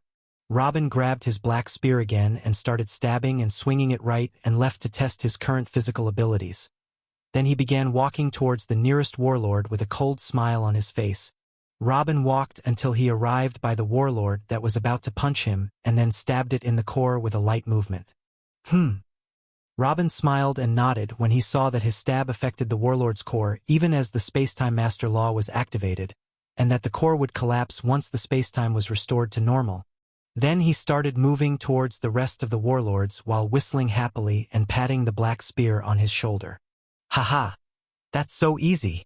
Robin laughed out loud as he stood on top of the fifth warlord's stomach after he stabbed him. Then looked towards the warlord standing in the back with eyes full of mockery. The golden spear he had thrown towards it just before was precisely calculated and would inevitably hit the target, so there was no need to go and stab it personally. Robin raised his hands and took a gander at the faint golden glow with a smile. He knew this glow gave him a good feeling, but he didn't know what exactly it was. No, I can't stay and check things like that now. I'll finish this battle first and then take my time to search about this carefully after I go back to seclusion. I wonder how Hoofy will react when I stop my ability and see what happened. Then he hit the ground again with his foot. After Robin stopped his ability, He suddenly felt a soul-crushing pain in his heart. So he grabbed his chest with both hands and fell to his knees without saying a word. The moment space-time returned to normal, the golden spear continued its path with an unstoppable momentum. When the warlord saw the spear coming at him from the side in a coiled fashion, he angrily heaved, "Humph!" Then he quickly raised his left arm to punch the spear away. But something strange happened. The moment the spear touched his fist, his arm instantly disintegrated and collapsed as the golden spear continued its way toward the core. "No! Protect His Excellency! Haya! Ha!" All the soldiers of the 6th Legion and the remaining buds stood their ground again. 1 second ago the warlords were surrounding Robin and about to kill him at any moment, but now all the warlords are collapsing. "No. What happened? What did you do, you bastard?" The 5 warlords started to look at their bodies disintegrating and collapsing like a house made of playing cards. You destroyed everything. You destroyed everything. I will kill you. I will kill. The 5 giants tried to run towards Robin with their crumbling bodies. But this accelerated the collapse process even more. At that moment, the 5 cores exploded, creating a rain of corpses. "Look, what's going on?" The collapse of the cores and their disappearance seemed as if they had started something else. At that moment, all the hurricanes, earthquakes, and natural disasters around the world stopped completely, and the sky that had turned gray began to regain some of its greenness. The fractures that had left the sky cracked like barren land began to heal, and embodiments of the laws began to rise to where they came from as well. Some soldiers later said they saw the giant ghostly creatures looking at Robin just before they disappeared, but no one was able to confirm that information. The natural energy. One of the soldiers took a deep breath and raised both hands. The natural energy in the atmosphere, which was non-existent moments ago, began to return little by little. The whole world seemed as if it was suffocating, and now it can breathe. Long live His Excellency. Long live the true beginning empire. Long live His Excellency. Long live the true beginning empire. Hundreds of thousands of survivors of the 6th Legion raised their weapons towards the sky and shouted excitedly. Some even knelt down and started crying in joy as their bodies couldn't hold them anymore. They had taken a journey to the cusp of hell and back. None of the soldiers of the 6th Legion expected that the coming of their emperor would make any difference. Everyone knew that he was a very intelligent and wise man, someone capable of unifying a planet with billions of citizens under him with his tactics and inventions. But that was it. His Excellency Robin Burton was not a man known for his battle ability. They felt they had to fight and put the weapons and talismans their emperor made for them to protect him and enlarge his property. But what happened now in front of their eyes, although they did not clearly see what happened, the result was as clear as the sun. Their emperor had destroyed 6 warlords single-handedly in the blink of an eye. Only now did most of them know that their emperor was not just a researcher hiding behind walls and arming armies to protect him. Their emperor was the most powerful person currently in Jura's world. No, he is the strongest person in history. So what if the enemy had 6 warlords who could crush worlds? Their own emperor is invincible. The soul sense of the other 6 tree fathers that surrounded the sky just a moment ago also jerked violently. Their soul sense remained around for quite a while, as if they were still in shock from the result of what had just happened. It was long before each tree father began to withdraw his from the place without saying a word. It was not known what they were thinking at this moment. The sky quickly returned to its original state without fractures, giant ghostly beings, or pressing soul force. It returned to being just a recovering gray sky with the 3 suns returned to sting the faces of the 6th Legion soldiers gently. Something as ordinary and simple as this in the eyes of all living beings was like paradise for the 6th Legion soldiers after what they lived during the past couple of hours. Meanwhile, the buds took advantage of the fact that the humans were overwhelmed with their new lease of life and frantically continued making holes in the ancient roots walls in order to escape. Some of them succeeded, but most of them were captured alive later. Your Excellency. Finally, some officers and advisors noticed that Robin was still on his knees and quickly went towards him. Your Excellency, are you all right? Do you hear me? Shit. Bring the life law users quickly. They're all busy with General Jabba. Another officer answered and made everyone look in Jabba's direction again. He was still kneeling in his place. His entire body was covered in blood, but he was not conscious of what was happening around him, and he was not in a coma either. He was looking up at the place where the incarnations of the laws had disappeared with an unfocused eye and an open mouth. No matter how many people around him shouted at him to wake up, there was no response on his part. If they did not sense the vital processes still going on inside his body, they would have thought he was already dead. What are they all doing there? Get the best of them here, quick! Move! Robin's heart, that was pounding like a war drum, finally began to subside in the meantime. Robin's calm features started to tremble as he tried to raise his hand, but for some reason, he felt there were 2 mountains on each of his arms. Even his eyelids were heavy like mountains. He couldn't even open his eyes no matter how hard he tried. "Dad, do you hear me?" Robin suddenly heard a shout. The sound was extremely faint, as if it was coming from hundreds of kilometers away. But he felt some anxiety and some happiness in this voice, and after a few moments he felt a warm current of energy entering his body through his forehead. That voice should belong to Zara, but she wasn't in the 6th Legion. What is she doing here? It seems that I passed out for at least a few days, but that's understandable. I don't know what happened to me at that time, but I felt like I was about to die. Damn. This is the 2nd time I find myself in this situation, and both times we're on this damn planet and in front of the same opponent. Damn that tree. I will show it who is the boss when I can sit properly again. But what exactly happened to me? As far as I can remember, Tree Father Hoffenheim didn't manage to deliver any real attack to my body or soul. The only injury I sustained was due to my use of my space folding ability. Wait a moment, if the space folding ability that I used via the 3rd stage space-piercing divine tattoo harmed me to such a degree, what would the sudden activation of the Spacetime Master Law do to me? Especially since I didn't build my pillars using it and I don't have any divine tattoos for it. How could I not have thought of this when I used it? Probably the only reason I could use it at that time was because I had the 3rd stage space-piercing divine tattoo. Besides, I had mastered the 1st stage of the major heavenly law of time. I destroyed 6 warlords thanks to the merging of these 2. I wonder what I would have done if the 2 laws were on the same level, or if I had drawn a divine tattoo of the space-time law directly. Hee. What a great catch this time. The master law of spacetime reigns supreme over everything I've gained in my life so far, only comparable to the master law of truth itself. But when Robin reached this point, he tried again to open his eyelids or even move his head, but he couldn't.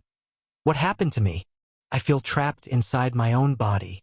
The stream of warm life energy that Zara constantly injected into his body seemed aimless, and even if Zara did not inject anything into his body, he still had the Vitality Divine Tattoo that works automatically when there is a need for it, but currently it also does not work. Robin tried a few more times to move, but to no avail. In the end, he used his soul sense to scan his body to see what exactly was his injury. But to his surprise, he found nothing wrong with his body. But he kept searching for even longer. What the hell? Robin finally inserted his soul sense into his energy gathering center to check it out. Although he was sure he wouldn't find anything out of the ordinary, it was just a routine procedure since he couldn't find anything wrong with the rest of his body. But the sight there was enough to terrify him. The energy gathering center was not a complicated thing. There is nothing in it but solid foundations made of energy columns and levels, and in between them there is the pure energy that the user summons whenever he wishes. 1, 2, 19, 20? What the hell is this? Robin screamed inwardly, almost losing his mind completely. During the battle against the warlords, Robin was at the peak of Saint Realm, i.e., level 30, but currently there were only 20 energy levels. And not only that, the existing 20 levels are not near stable, they are all filled with cracks, and a few parts of them do not exist at all. It seemed as if someone used a warhammer to wreak havoc on them. No. What happened? Did Hoffenheim stealthily attack me? Did the planet spirit do anything to me? No, it doesn't make sense. Is it because of the use of the master law of spacetime? But from start to finish, I only used the spacetime law for about 10 seconds. What happened to all this? A few drops of sweat started running down Robin's forehead. I used it for 10 seconds. 10 seconds. 10 missing levels. This is too fitting to be a coincidence. 1 second of activating the master law of spacetime cost me a full solid energy level. 1 second at an energy level that I used months or even years to make. The matter is not limited to the disappearance of the levels. Given the destruction that I see in the rest of the energy levels, I can say that I only had another 5 more seconds at most before my entire energy center collapsed and I am forever mortal. Perhaps even direct death wouldn't be off the table. Why did something like this happen? I've never heard of a technique that directly cracks and used solid energy foundations just to activate. That's preposterous. Am I doing this because I'm too weak for the master law of spacetime? But I used the master law of truth without problems. Is this because I used master laws at the same time?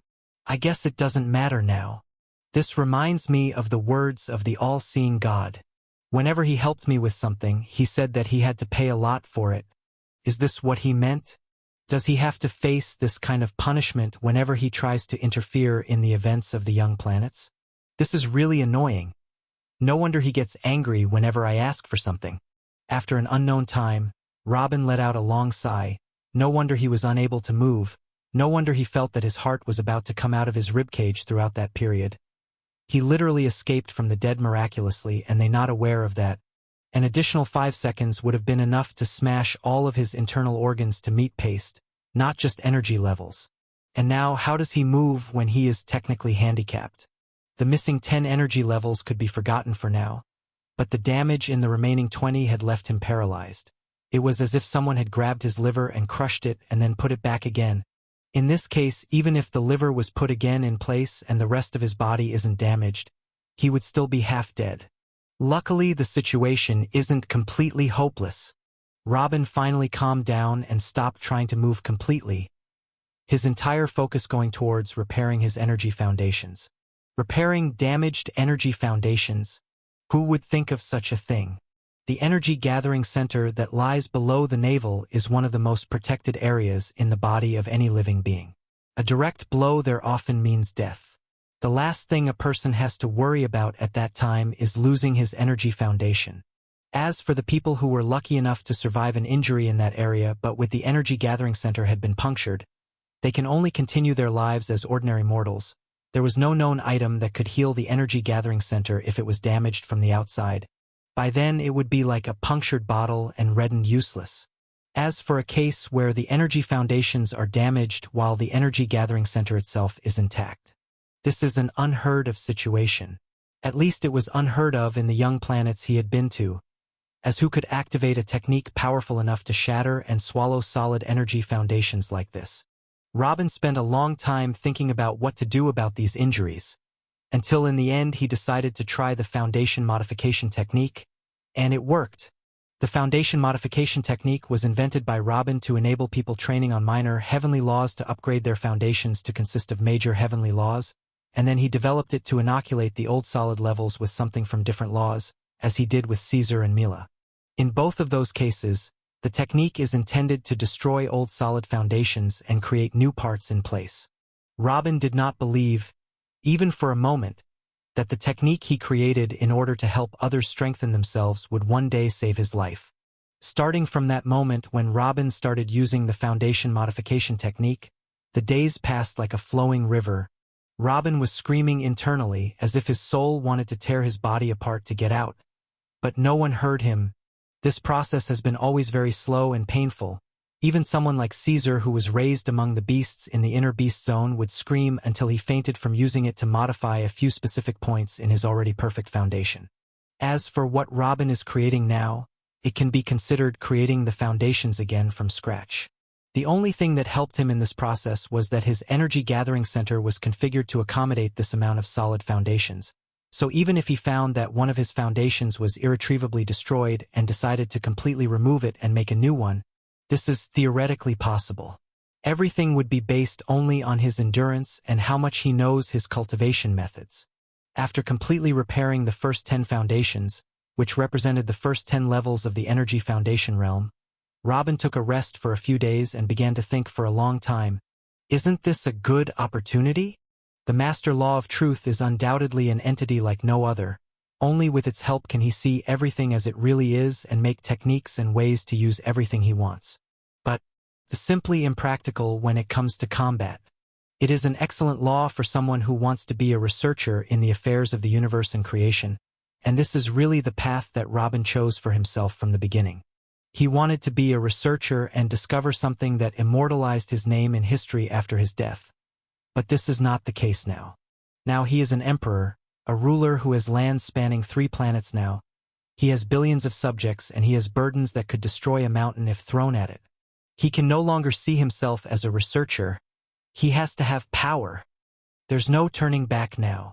Robin finally made up his mind and went back to focus on foundation number 11, the first foundation made using the Master Law of Truth. The entire foundation was covered with incomprehensible patterns. Robin himself tried a lot to study these patterns, but to no avail. Every time he looked at it, he felt it burning his eyes and soul like the bright sun, forcing him to look away again. Decades have passed since he took the path of truth, but not once did he see a pattern about it. Every time he makes breakthroughs in exploring the universe around him and begins to break through to a higher level, those patterns automatically gather within his energy-gathering center, but he has never seen or knows anything about them. The foundation adjustment technique began to activate again, and a burst of light energy began to seep into foundation number 11, accompanied by high-level patterns that seemed to hold a small world within each of them. At this moment, Robin was trying to modify his foundations to be a mixture of the Master Law of Truth and the Master Space-Time Law. Once done correctly, how great would this be? He had been using the Master Law of Truth without problems for years, but just using the Master Law of Space-Time for a few seconds was enough to destroy him. Perhaps this is because he did not have the foundations that would enable him to use that law. But what if the current merging idea succeeded and he obtained both the Master Law of Truth and the Master Law of Space-Time at the same time? Oh! Even Robin couldn't imagine how powerful he was then. An eye that enables him to see all the loopholes in all things and an ability that enables him to pierce all the loopholes with ease. Who in the world can stop him then? Under his excitement, Robin caught sight of something strange. When the foundation modification technique combined with the Master Law of Spacetime patterns got closer to foundation number 11, it evaporated. A strange sight occurred in front of Robin for the first time. The foundation modification technique, the energy allocated to it, and the patterns of the Master Law of Spacetime attached to it, everything had turned into nothingness. Robin didn't know how to explain what happened, so he tried twice more in different damaged areas, once to modify a very simple crack and once to make a whole new corner in foundation number 11, but in both cases he was met with the same result. What the hell? Robin cried internally after the third time. This was not something he could understand. Maybe it's because they are both master laws? But death, life, and fire are all fundamental laws, and their merging occurred without problems. Why is it so different to merge two master laws? Robin thought to himself, then after a little reflection, he tried adding the patterns of the major heavenly law of fire instead of the master law of spacetime, and he failed. Then the major heavenly law of wind, then the major heavenly law of lightning, then the major heavenly law of water, then they all turned into nothingness immediately. Robin was almost going crazy by now. He had personally supervised the modification of the foundations of two high-level people, Mila and Caesar, in addition to the results of the modification of the foundations of the senior figures from the Burton family and the rest of the families that had sworn allegiance to him. Each of them did not have perfect foundations. They all had foundations with different laws filled with various impurities that had accumulated over dozens or hundreds of years, and yet not a single report about the foundation modification technique turning into nothingness had shown itself till this day. Now there is a bigger problem facing Robin. Even if he dismissed the merger of spacetime and truth, how could he possibly repair his foundations now? The foundation modification technique requires a lot of energy in addition to the presence of the patterns. The energy is here to compensate for the areas that must be broken in the foundation in order to modify, and the patterns come from the law that is to be modified, whether they are patterns from the same old law for the purpose of removing impurities or a completely different law. It does not really matter, but there must be patterns to compensate for the places that must be modified. The problem now is, Robin does not know the patterns of the master law of truth. A quarter of level 11 is destroyed, That is not mentioning the rest of the levels. Where does he get the patterns of truth from to fill these voids if he has never seen one of them in his life? I will try this idea, maybe I will find something to hold on. Robin took a deep breath, then activated the foundation modification technique again. This time he did not add any patterns to it. Activating the technique now was as hopeless as a pen without ink. According to the inner energy cultivation system, the only difference between the first 10 levels and beyond that is that a law must be used to build the later levels. Without a law involved in this process to strengthen the solid levels above level 10, it would be impossible to hold together. If he tried to rebuild those levels with just pure energy and without any law attached to them, then wouldn't it collapse like a card tower? Robin knew this too well, but he still wanted to try just to know if the technique would turn into nothingness again if it wasn't equipped with the patterns of a different law. Quietly, the cracks in level 11 began to heal. Ha! Robin foolishly continued the process. Whenever the technique, supported by natural energy, passed by any crack or broken piece of foundation, it would immediately repair it automatically, and the strangest thing was that the newly repaired piece began to radiate a golden color thanks to the patterns that appeared on it. They were the patterns of truth. They appeared automatically on his new foundations. What's going on? The problem was not in the foundation modification technique all along, but in the pattern. If my foundations rejected the patterns of the major heavenly law of fire, for example, I would say that they despise it because it is merely a fundamental law while truth is a master law. But why do you reject the master law of space-time as well? It is not as if my understanding of the truth would be harmed if I modified my foundations. The foundations are merely a means of practical application and do not represent a person's current understanding. For example, if a person whose old foundations are impure and cannot break through to a higher level because of them, but recently possessed perfect technique and understood all his past mistakes, his foundations will remain impure and he will remain forever stuck in his level if he does not modify those foundations. We understand from this that foundations are just a means to upgrade energy level and practical application. It has nothing to do with understanding the law and following it. Why do the patterns of truth behave in this way? As if it would get dirty if the patterns of any other law approached it. Isn't space-time on the same level? If the law of space-time that opened up the whole universe and made it possible was not at the level of truth, then what would be? Is there something I'm missing? After an unknown period of time, Robin finally stopped thinking about the matter for now and focused solely on supplying energy to the foundation modification technique. After a while, Robin felt a warm, steady stream of energy entering his energy-gathering center, a familial energy that gave him a smile. It was clear that those around him on the outside felt what was happening inside his body, so they decided to help in the process. Since the foundation modification technique still had a lot of time to finish, and since Zara and the rest around him would be enough to power the technique, Robin decided to enter his soul domain. The place was still extremely white as usual, but there were a few things that changed this time. Firstly, Robin's soul form was no longer soaring like smoke like the first time he entered his soul domain, but rather became firm and solid and completely assumed Robin's form after it had looked like a lump of smoke with ruby features. It completely took its shape and became like a statue made of white metal and has a slight shine of silver. The spiritual realm also seemed to have expanded several times than before, and the huge thundercloud that contained most of Hoffenheim's soul force seemed to have become smaller by about half. With a wave of Robin's hand, several small tornadoes shot out from the thundercloud and touched his soul body. Once again, the size of the thundercloud began to decrease noticeably quickly. At the same time on planet Nahari, the northern region somewhere inside the capital of the Azul tribe. Your Majesty, the Green Flame Doctor has come to see you. A Nahari giant old man with sharp features entered and gave a deep bow. Anyone with knowledge of history would know that this old man who acted like a servant was actually the infamous Thousand Valley Slayer, a person with a third-stage body-strengthening divine tattoo, who can be considered at the pinnacle of the Sage Dragon domain. He gained his fame over the past 2,000 years by killing and plundering any area he set his sights on. Rumor has it that he killed at least 1 million people with his bare hands. No one knows whether this is true or not, but the name of the Thousand Valley Slayer was enough to strike terror into the hearts of all the lower races and even the Nahari giants themselves until this name gradually disappeared from the scene 200 years ago. And the place that the old man entered did not seem like a normal thing either.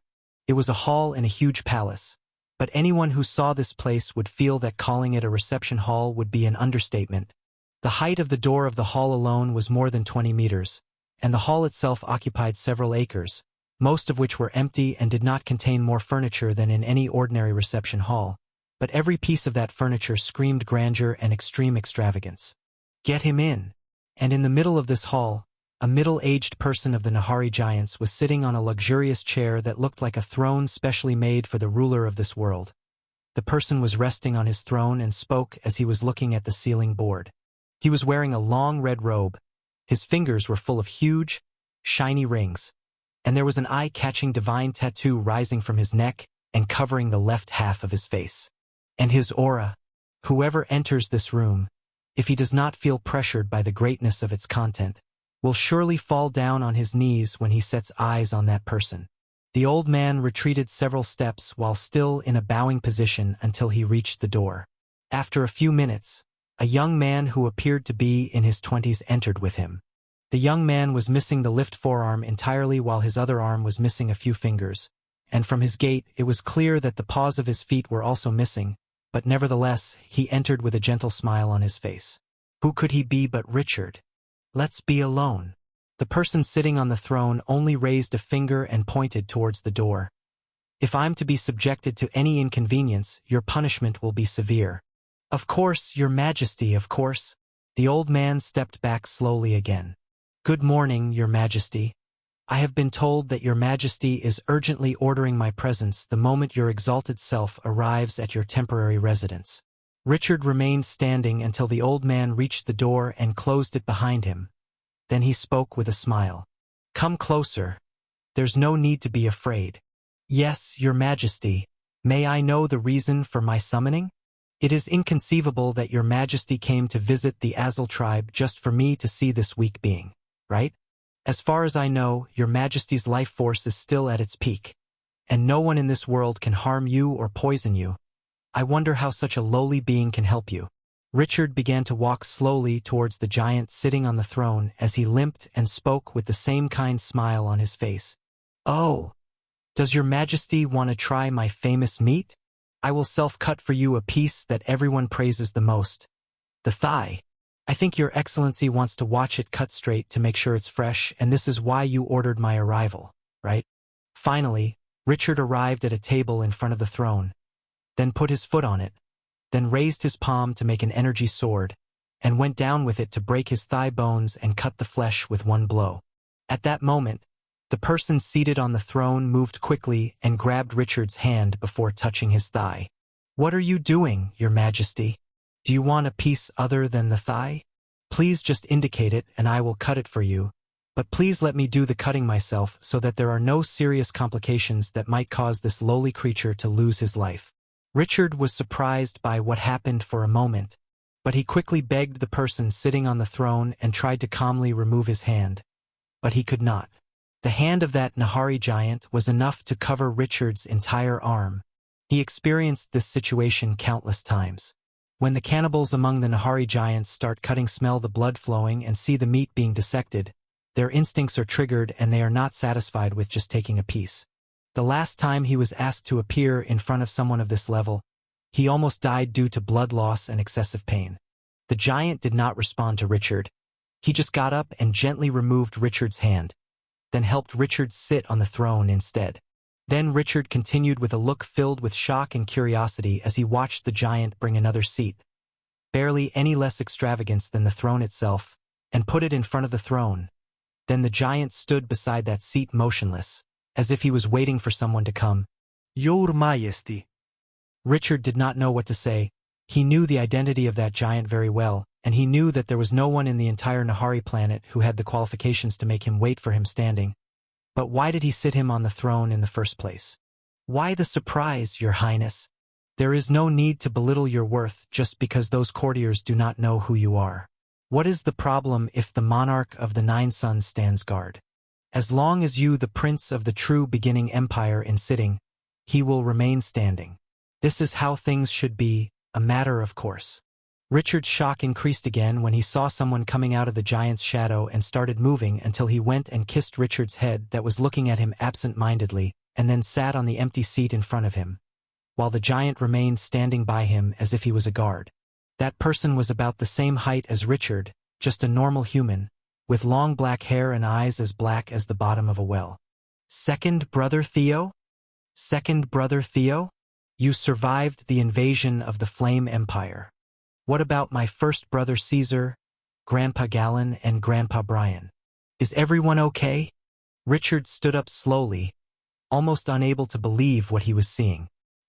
His features changed for the first time since he entered the hall, turning from the kind smile that seemed as if nothing would disturb it, to a shock that gilded the minds mixed with some joy. Theo let out a long sigh when he heard this question, and his face changed as if he remembered something he didn't want to remember. A lot has happened since the day you and my lady left.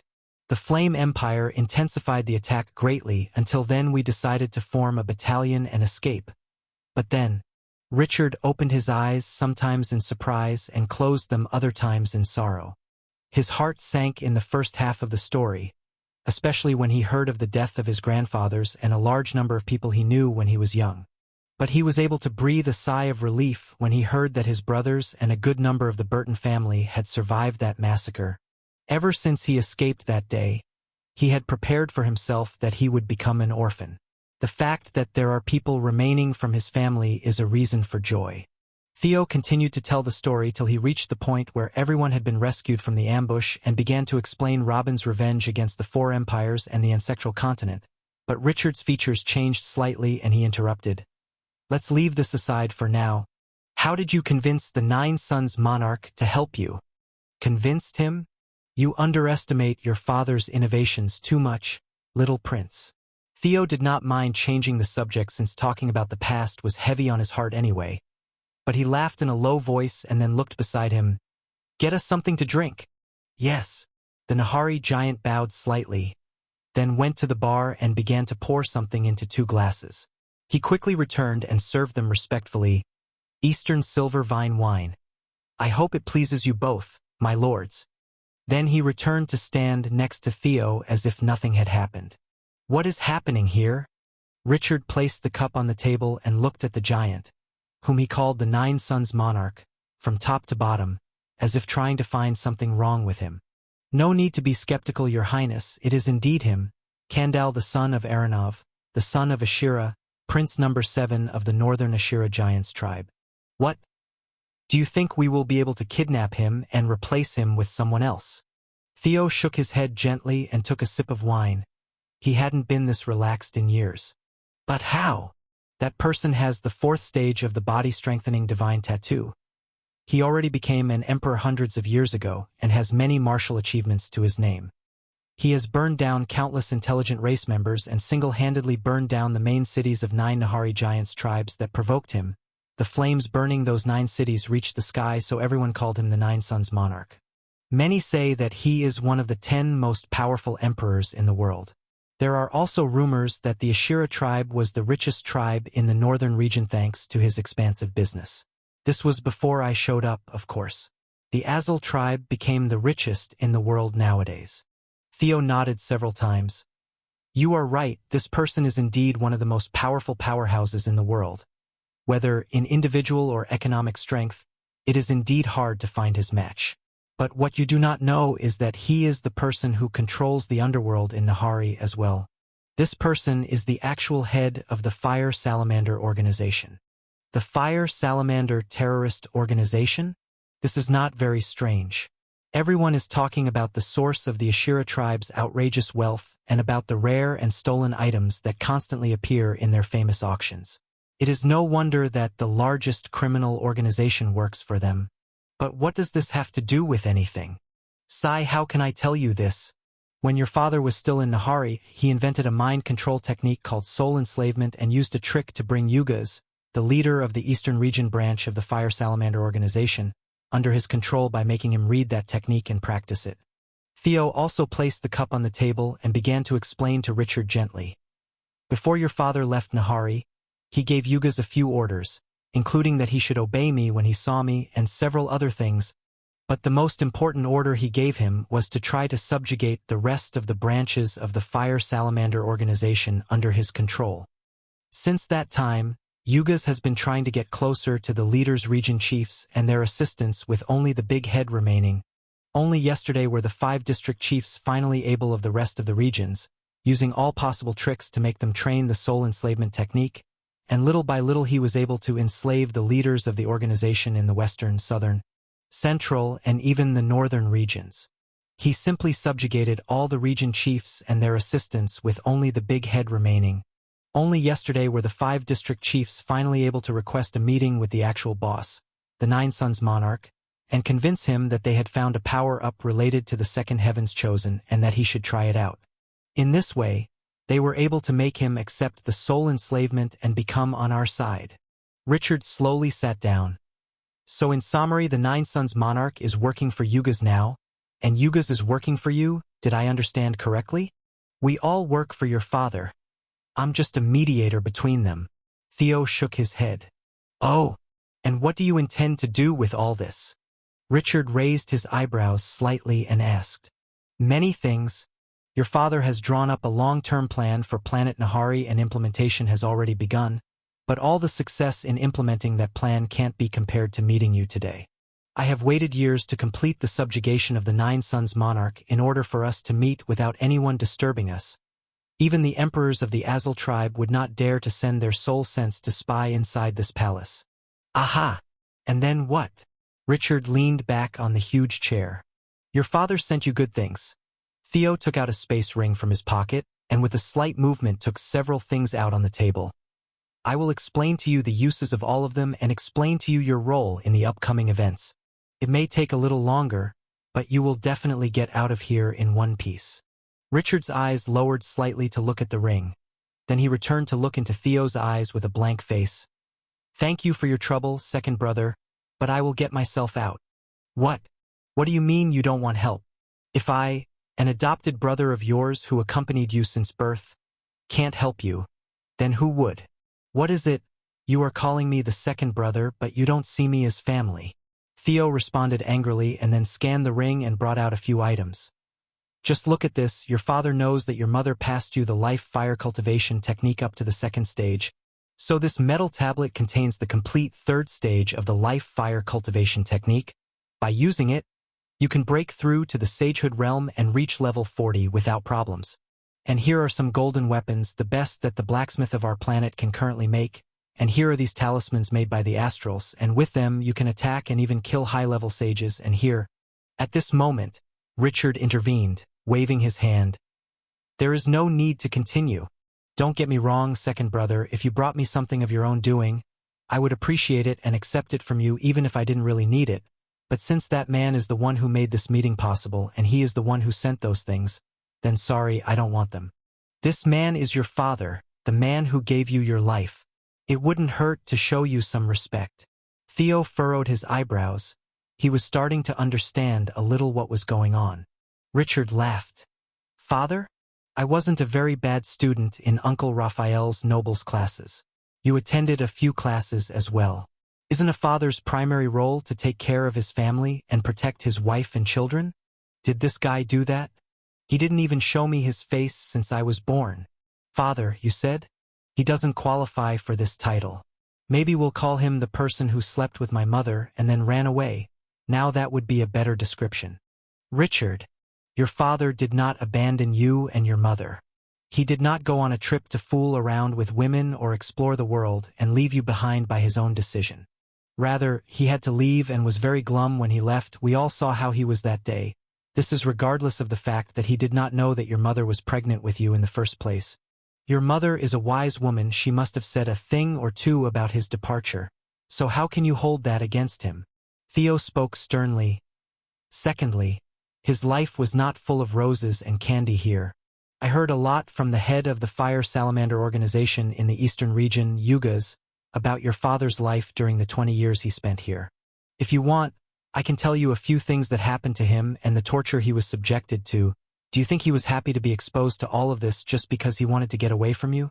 Richard shook his head with the same slight smile. Second brother Theo, What is the use of talking about this now, and why are you so agitated?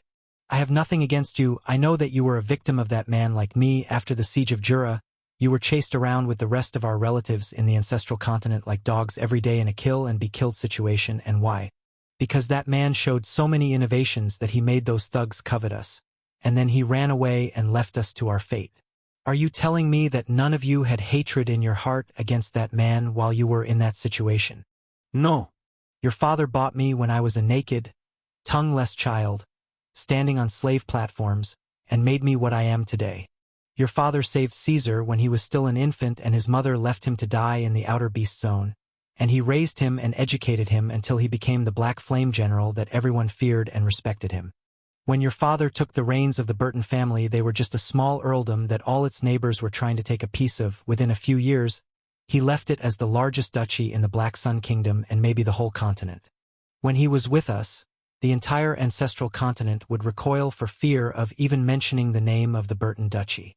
Theo hit his thigh with much force, and then added, "Was there hatred in our hearts after the Jura disaster? Yes. We hated ourselves because we had lost everything he had built because we were not strong enough to defend what he had spent his life doing. Your father was and still is a great man. If Mrs. Mila was still around, she would have slapped you for what you are saying. Do not mention my mother's name while defending that man." Richard hit the armrests of his chair with both hands and stood up angrily. His sage aura exploded and violent green flames began to burn in his eyes and hair. He looked like a devil coming straight from the bottom of hell. When that man came to see me a few years ago, I told him exactly what happened to my mother and how she died a horrific death.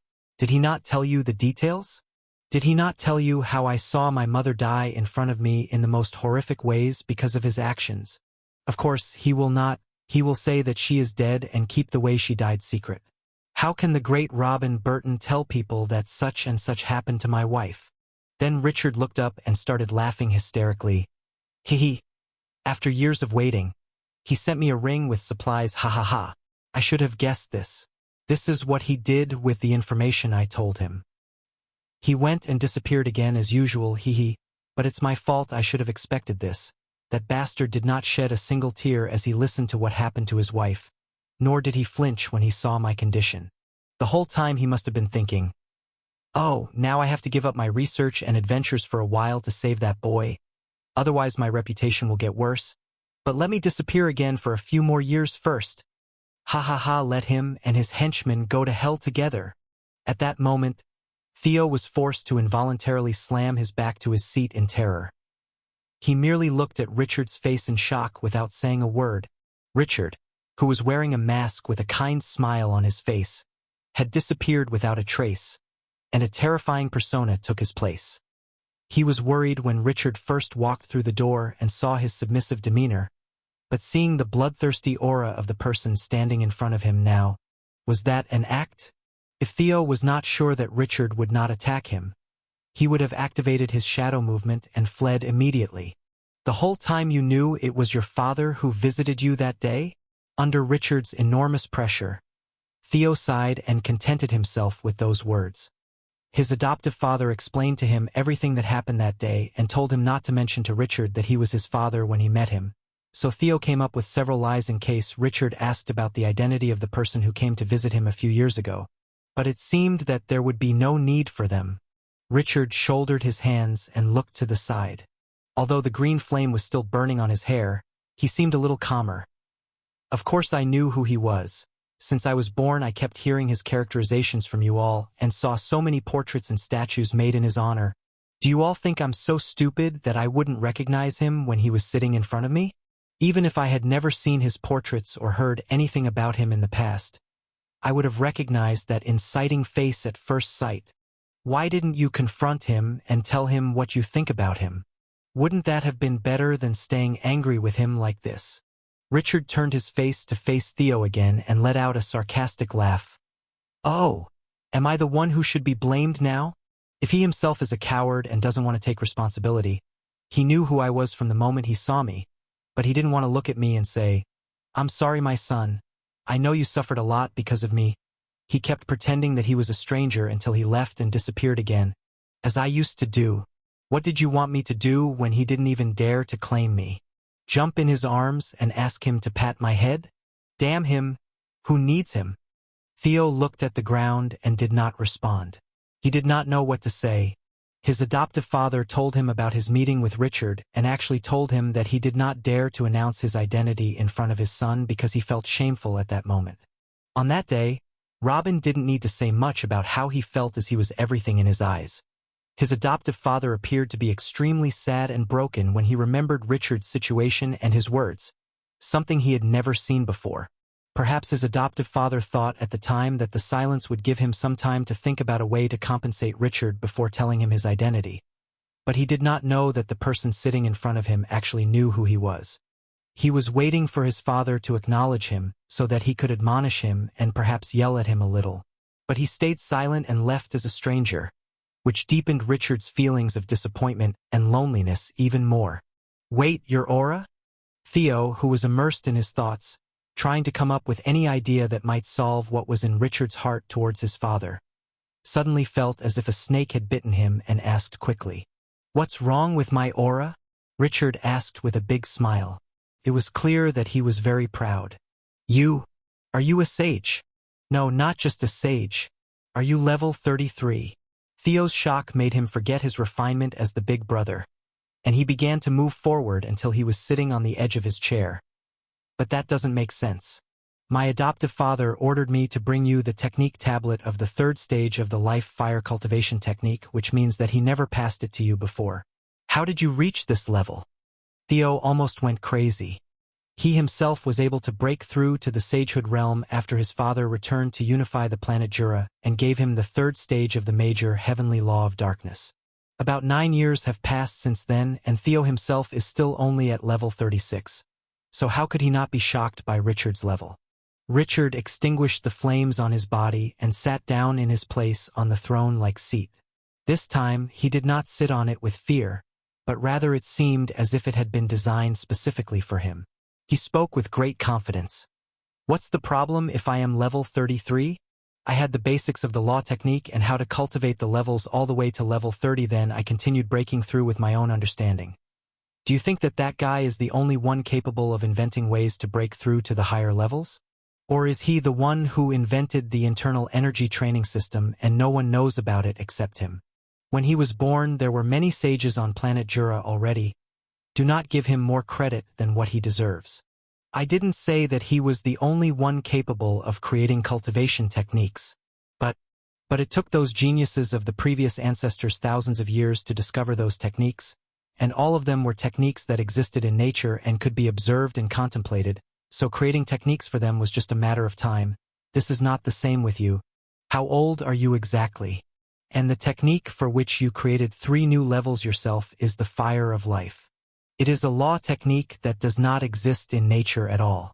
How were you able to create a law technique for it within a few years, especially in your circumstances? Theo felt like he was about to have a nervous breakdown.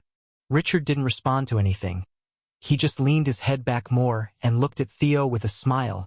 Theo finally calmed down under the influence of that confident smile, which was mixed with a bit of arrogance and a little bit of madness. Theo felt at this moment that he knew this smile too well. He had seen it on someone's face before. Sigh indeed. The apple does not fall far from the tree. You resemble your father more than you can imagine. Richard's smile turned mischievous and he quickly looked to the side with a tach. He didn't add a word. Looks like you weren't kidding when you said you wanted to get yourself out. After a long time, Theo finally spoke. I don't know if you heard about it or not, but there is a powerful invasion coming to this planet in 18 years that may destroy all forms of life here. We have to get you out of here before then, otherwise the emperors and sages of the Azul tribe will begin to exploit you in various ways to treat their war victims, and this will make you a sure kill target for invaders. We must not reach this stage. You must leave before the invasion begins, and I fear that you alone will not be able to do it. Oh, so the invasion rumors filling the streets were true. It's okay, I already thought about it. You say it's coming in 18 years, right? It's okay, just watch. The confident smile returned to Richard's face. At this moment, he looked as if he was very excited about something. Then he finally looked back at Theo in the eyes. Thank you for the visit, my second brother. You can go back and continue that plan you were talking about. Go and get that guy more influence and resources and feed his ego as much as you wish, but tell him to forget about me, as I do not need him, and it is better for him not to involve me in his future plans, whatever they may be, as I am not one of his pawns. Theo was silent for a moment and then spoke in a low voice. That plan I wanted to introduce you to involves a conflict that will change the fate of many planets, but its main purpose is, what the hell is the purpose? Wasn't what happened to me and my mother enough for him? Didn't we contribute enough to His Excellency's high-level conflicts? Just tell him to keep the hell away from me.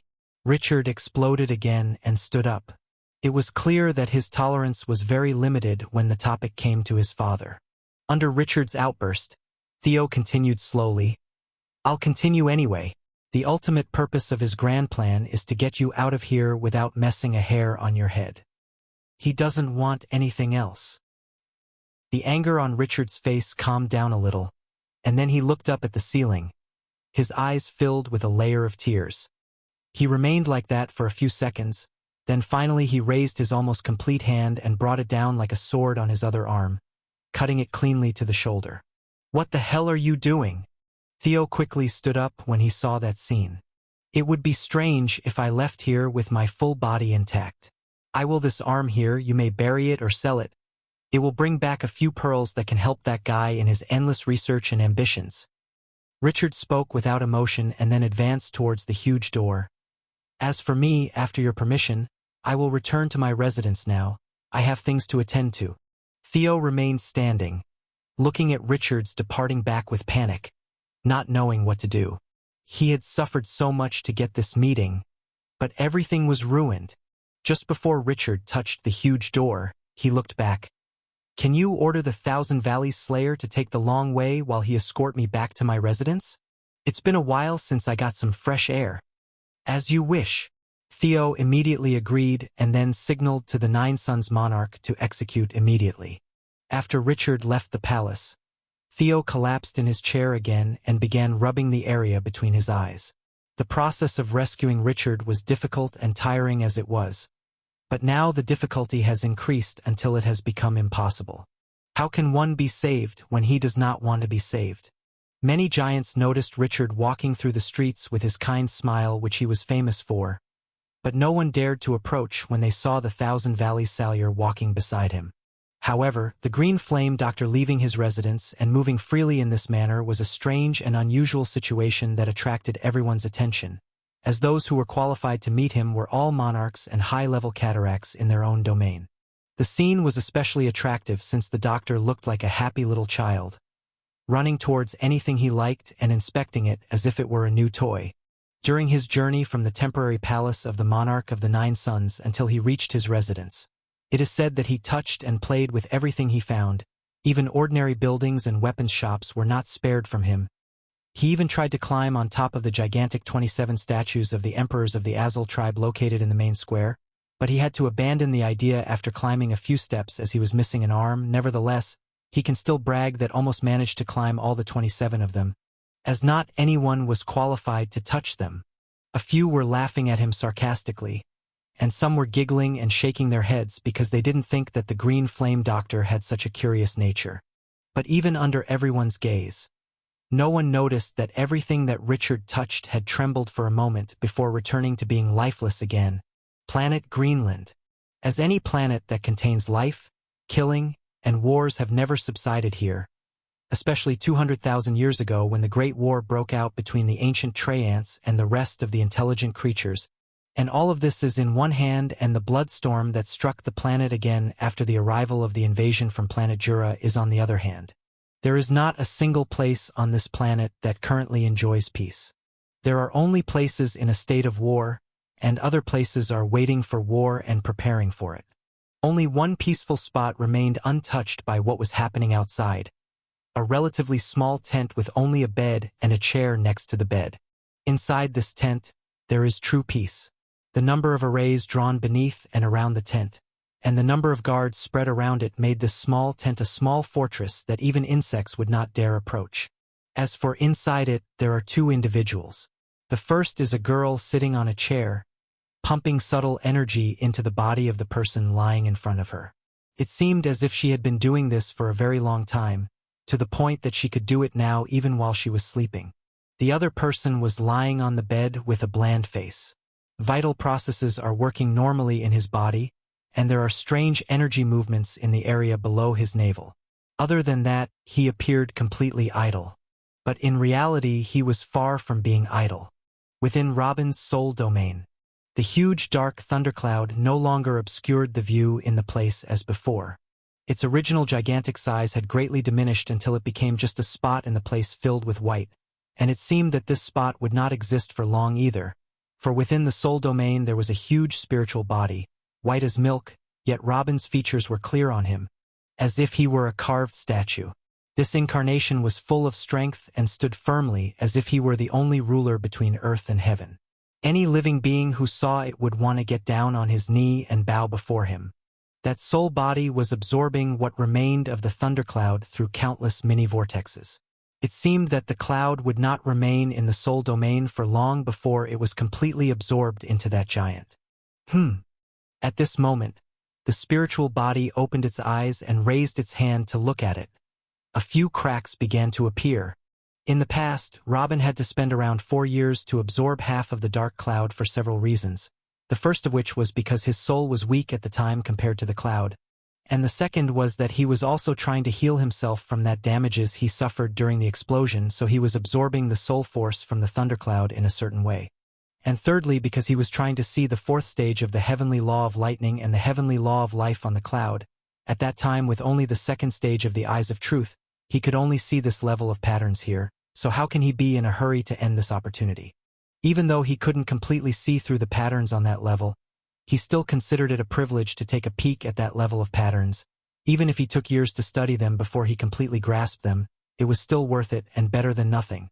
But now, after fighting the warlords, his soul had been completely healed and he even had more energy than the one in Dark Cloud, so why should he consider anything else while he was absorbing it? The only thing that made him hesitant at first were the patterns of the fourth stage of the major law of life and the fourth stage of the major law of lightning that were engraved on the dark thundercloud.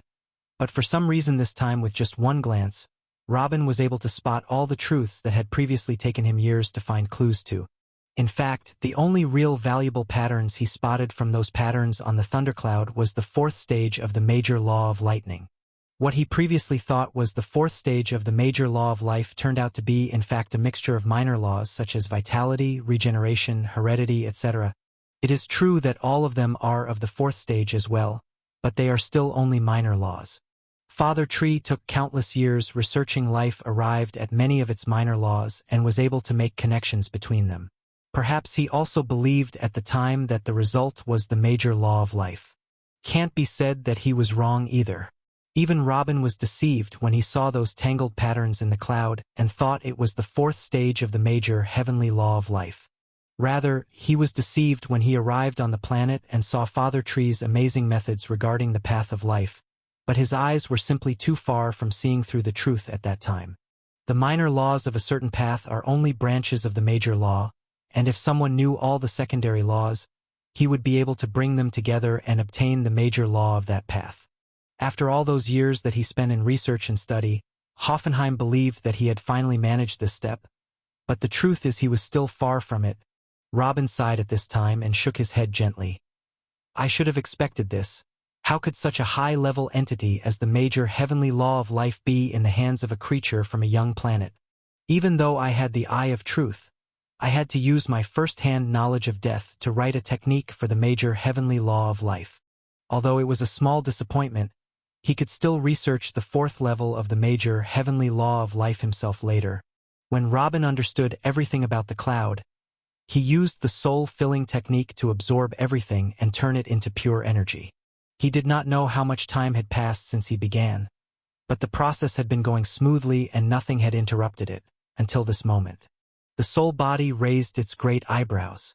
A short while ago there was a severe disturbance in the vortexes that transported energy from the dark cloud.